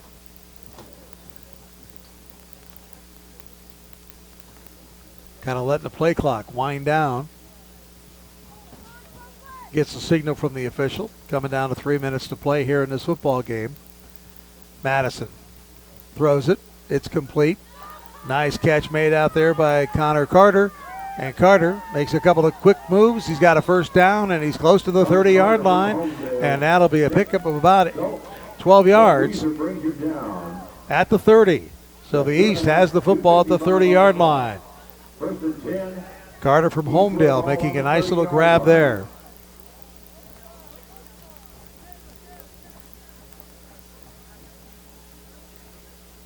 Again, we're at Thunder Stadium, the 20th annual All-Star Games for the Shriners to benefit the Shriners Children's Hospitals.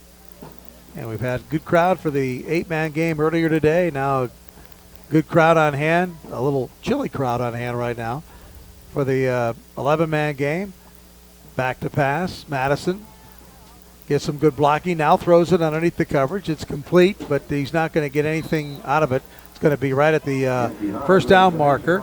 And that was Levi Irwin who caught the ball, but then flags fly afterwards. You could have another personal foul against the West. I just don't get that. I guess, you know, you're out there, you're in the heat of the passion. You're playing guys you've played against maybe once, maybe even twice during the season, and just getting a little bit testy with each other out there. They've had, you know, I'm cold. I've had just about enough of you. Yep.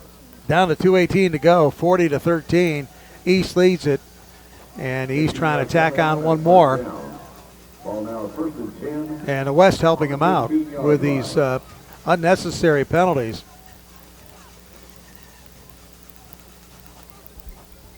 All right, let's see what goes on here. Handoff up the middle. Nice little run there by Jimmy Dawson, and Dawson gets it inside the 10-yard line. If you don't see the East letting off the gas under 2 minutes to go in this game down, the East continues just to march down the field, and it looks like they'll probably wind up with another score. Second down and about 4. Inside the 10. They better get this game over pretty quickly. They're going to need lights. Yeah, I was about to say the same thing. They need to turn them on. Yeah, the lights have not been on all day, and that's fine. I'm sure the Shriners don't want to pay for that. Pass it out to the outside. Nice catch there made by Connor Carter. And he's down about the 8-yard line. And that'll keep the clock running, 120 or so. We'll see how much the East really wants to punch this in here. If they move it up or take a lot of time or just run the clock down. Third down and 4. I would think at this point, just keep the clock moving. Don't add insult to injury at this point. But we'll see. All right, at the 8-yard line, third down. Clock continues to run. We're under a minute to go now.